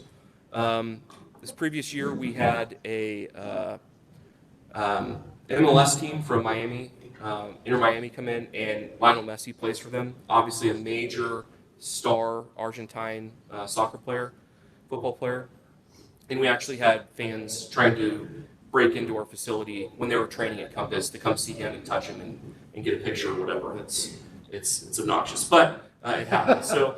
Even people that aren't trying to do violent, dangerous things, right? Not even talking about terrorism or anybody trying to do anything nefarious, just the fan bases alone can sometimes be something we have to deal with because they're going to try and see their players. This is a huge deal. They're traveling to the United States to see them, and they're going to take every opportunity that they can to be there. One of the other requirements from FIFA, just talking about sort of the fire EMS world is an advanced life support ambulance will have to be on site. I just left a meeting that we had with our public safety partners in Wyandotte County before I came here, and our fire department is fully planning on staffing that and ensuring if there's any medical emergencies, they're there to respond. Children's Mercy Park is literally around the corner, not very far away, basically just north of State Avenue, also just west of 435, and just north of the Kansas Speedway if you guys have been there and enjoyed a race. Located at One Sporting Way, obviously we have our Sporting Kansas City, our Major League Soccer team, plays out of there. Our season just ended this past Saturday. As far as the venue-specific training site, we've been informed by FIFA that they are not going to admit fans into the stadium for practices as teams come in and prepare to play matches at Arrowhead Stadium on the Missouri side. However, there will be media admitted, and we're going to have a pretty good security cordon with police and essentially civilian security there to ensure that we don't have anybody, once again, trying to get in. You know, obviously we're concerned about, you know, potential violence or terrorism, those kinds of things, but also kind of what I alluded to earlier, just having fans come in and try and see players, depending on what teams are there. These will be teams that will be coming in from other places that are home based, you know, other places within the United States, Canada, and Mexico, getting ready for their matches. So, you know, we could get in Argentina, we could get some of these top tier teams where we could have fans congregating, showing up because they know their team's playing in 2 days or a day, coming in and trying to witness their team practice leading up. We've also seen internationally incidents where rival fan bases have tried to show up and then interfere with those teams. So if I know, let's say, you know, I'm not trying to throw another team out, but let's say I'm a fan of England and I know that we're going to be playing Germany in Kansas City, I may try to show up at their hotel or their training facility and try to interrupt that and cause problems. So we want to plan for that and ensure that we can ensure that the team is safe when they're getting ready and they're not being interfered with. Some concerns from the actual facilities at basically the Sporting Kansas City organization. They're wanting to increase static vehicle mitigation in the form of some sort of bollards or other you know, vehicle mitigation. You know, obviously we don't want something to happen like we've seen in New Orleans or Charlottesville where vehicles have been used as weapons. We're seeing that more and more in the world. So we currently have a Meridian vehicle barrier system that we deploy to block certain streets during matches at Children's Mercy Park. We can utilize those, but they're wanting to increase the amount of bollards and stuff because we will probably have a greater an increase in pedestrian traffic in those areas. Once again, may not even be something intentional. Could be a medical emergency or another, you know, just an accident, but we don't want people being struck by vehicles. They're also looking to increase the number of cameras that they have specifically at Compass Minerals. There are some areas that we could increase the video footage around that facility to make sure that people aren't coming in. And then they're also wanting to upgrade the current access control that they have at the facility, specifically like what I have there is facial recognition. When these events occur, the types of players and the fan bases and everything, there's a propensity for people to try and sneak into areas that they're not authorized. And using things like facial recognition will help mitigate that fear of people trying to get in with false credentials or other things that they could try to utilize. Some of our resources and capabilities, like I mentioned earlier, we've added a explosive detection canine that will help us to conduct those sweeps and make sure that we don't have any type of you know, people utilizing explosive devices or anything else. We have a explosive ordnance disposal unit. We have officers that are trained in responding to suspicious packages or potential explosive devices and then dealing with those, transporting them off site and properly disposing of them. We do have in our police department a full-time tactical team. I know in the state of Kansas, a lot of agencies operate with part-time tactical teams. We do have a full-time team that is augmented by a part-time team. We do have a sniper, counter-sniper capability. We also have 2 armored vehicles that are very overt, obvious armored vehicles like Bearcat, you know, those kind of vehicles. But we have also acquired more of a clandestine armored vehicle that looks kind of like just like a pickup truck, but it's actually armored. And that was in response when we had a bunch of our tactical officers all shot doing a takedown of some fentanyl dealers last year. So we've increased our armor capability. That armor, the more clandestine armor, might be able to be utilized for like dignitary protection or some other resources like that. We do have a full-time traffic support unit, which is our motorcycle officers, do traffic enforcement, and they do excellent work escorting different vehicles and everything around that need that. There will be a desire for escorts for team movements and stuff when we get into the tournament. And then I also mentioned earlier as well, we also have a real-time crime center, live camera monitoring, license plate readers, and then like I said, we also have our drone as a first responder and some essentially gunfire detection that we're able to utilize as far as that goes. Once again, some of our challenges, we're concerned about budgetary restrictions and being able to afford not only some equipment like an EOD robot, but also just staffing, right? Ensuring that we have overtime and everything else to make sure all those facilities are staffed, as well as Kyle and they talked about just the amount of 450 to 650,000 people planning on coming into the metropolitan area. A lot of those things will be taking place in our city as well. Lawrence has the same concerns, making sure that we have that staffing there to make sure that we can support such an increase in population. Once again, just concerned about our officer staffing levels. Just like every police department right now, we're working on that. We currently have a class of 21 officers in our police academy that should be coming out and being actually able to patrol once we get into that summertime. But we're always working to increase those numbers of people. And then currently with just one K9 that can do the EOD capability, that's not going to be sufficient. It's going to be in the middle of summer. They're going to have to work multiple shifts. We're going to have to share that burden with all those other agencies, like I said, that support us in that way. As far as the fire department goes, they've got 100+ personnel across 23 suppression and apparatus and 9 medic units working at any 24-hour period with an all-hazard response. And then, like I mentioned, that advanced life support, medical care, and transport. They also have technical rescue and hazmat personnel, so they have those capabilities. And they also have tactical medics if we have some sort of, violent action where we're having to utilize response to something violent or a planned operation in essentially assisting law enforcement. They also have auto aid agreements with Edwardsville and Bonner Springs, both obviously located in Wyandotte County as well, and then larger mutual aid agreements with the entire metropolitan area. One thing, speaking with one of their chiefs today, is they're also planning on standing up a hazmat unit. Right now, it's sort of a collateral duty that they have ready to go, but they're going to have essentially a hazmat unit stood up during the tournament to deal with air monitoring and some other things. Their challenges, very similar to ours, funding. They're also wanting to increase some of their capability of vehicles, so they're wanting to increase ambulances by 2. They're wanting to staff 4 additional ambulances due to the expected increase of population of the city. And like I mentioned, they're wanting to staff a hazmat unit and then have the ability to staff 2 additional pumper apparatus. Sheriff's Office, they're planning to increase patrols to support the increase of fans in the area. We have some really nice parks in Wyandotte County, the Wyandotte County Park as well as the Wyandotte County Lake. We fully anticipate that fans will be taking advantage of that while they're in our city. I already mentioned that they want to ensure that they have the sufficient capability to for people that are incarcerated in our city for committing criminal acts. So they're planning on farming out maybe a pod of inmates to ensure that they have that sufficiently available. And then they have some portable cameras that they're planning on utilizing to give us a better idea of keeping track on areas that we don't have a lot of camera footage currently. Mentioned that already. And then, kind of like they already mentioned, we're going to get our draw, so we'll have a good idea of what's going on basically December of this year.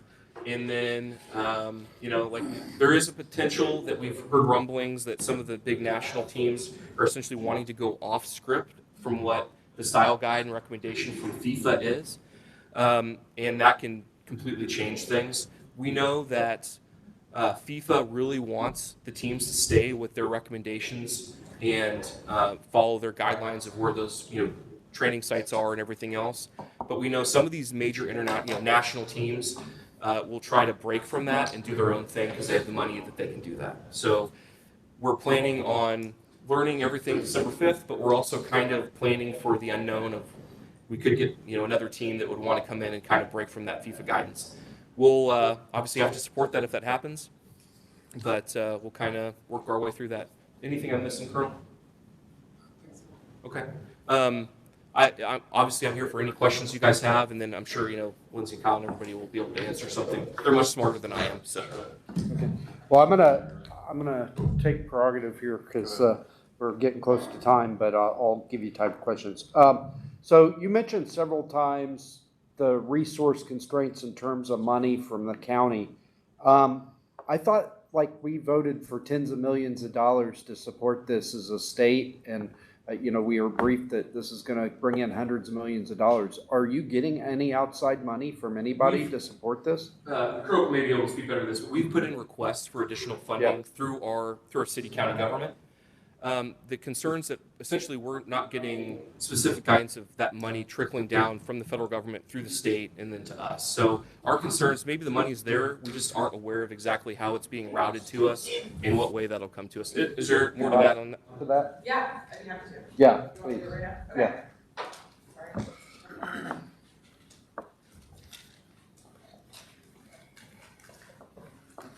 Thank you. Yes, we have received, we will be part of the allocation of $625 million that will go to the host cities from the federal government. Maggie Collins, who is with us today, is our government affairs person that's been working on that with our federal partners, as well as the other host cities. Those funds that we don't know our exact amount yet, and we're expecting the NOFO any day. We had projected a budget to the federal government that was validated across all of the host cities. Some of the needs from the police departments, and I do want to mention Lawrence and Douglas County have a unified command and have very similar structures and are participating in this as well. We requested budget estimates from all of those jurisdictions. We included those in our budget request that went to the federal government. So we are really excited to see that NOFO and to start receiving those funds. They will be done through a reimbursement process, and we've learned a little bit more about that this week, but we do expect the NOFO any day. Okay, thank you. Yep. My other question, well, we're talking about partners. Are you going to be getting any support besides just that Seaburn unit? Are you getting any other military support from the Kansas Guard or from active duty, like 1ID or anybody? I don't have any knowledge of any specific support from any active duty resources, either at Fort Leavenworth or Fort Riley. Obviously, like I said, 73rd has been a huge partner for us, the CST team. For events that we've had at Children's Mercy Park, at Kansas Speedway, they're always there for us, and they're always ready to support, and that is a huge asset for us. There's been some talk about maybe trying to utilize maybe other canine resources for maybe National Guard units, either on the air side or the Army side, due to just our concern about having enough dogs to conduct sweeps for potential explosive devices and other things like that. So there's been some talks there, nothing formalized, but any resources we can get there would be greatly appreciated, because that is one of our concerns. We have, between the Kansas City metropolitan area on the Missouri side and then the Kansas side, and then, like I said, all the way out to Lawrence and Douglas County, there's only a finite number of EOD, essentially detection dogs that we have between us, like I said, Shawnee, Kansas Highway Patrol, and I feel that that resource could be very quickly tapped out with all the things going on, right? With Kansas City, Missouri having matches as well as the Fan Fest, in Kansas City, Kansas, we're going to have a team practicing as well as venue-specific training for teams when they come in. The Lawrence will probably be in the same boat. So there's a lot of, I guess that's my biggest concern right now, is just that canine support. Is that kind of what you're thinking too, Colonel? Okay. And we do, and Kyle, feel free to jump in, but I know that we have talked with our federal coordinator. We have an appointed federal coordinator that is actually through the Secret Service that is coordinating the federal agencies. We have a list of a bunch of resources that we have requested of them, canines being one of those. Is there more you'd like to add? Yeah, I was just going to talk to the federal coordinator role. Since we have been labeled a CR2 event, we do have a federal coordinator. Canine EOD resources have been one of the top priorities that we have listed on that list, as well as counter UAS support from the government. Yeah, and I'm also concerned about consequence management. If there is an incident, it can get really out of hand really fast. So, okay. my final one, then I'll stop badgering the witnesses here. On the camera support, and I've heard a lot of, there are several companies that do it. The one that pops in my head is Zero Eyes, but there's other companies that do it where they have AI detection for weapons, and then they have the person in the loop that says, yes, that is, or no, it isn't. Are you guys going to be utilizing that? If you can't talk about it in open, I understand, but. Yeah, we're looking at all of those capabilities to have overlay over top of camera systems, weapons detection at some of our venues. That is in the budget that we have procured, or that we will have to procure, but that is something we are planning for. All right. Senator Cluse, you had questions? Thank you, Mr. Chairman.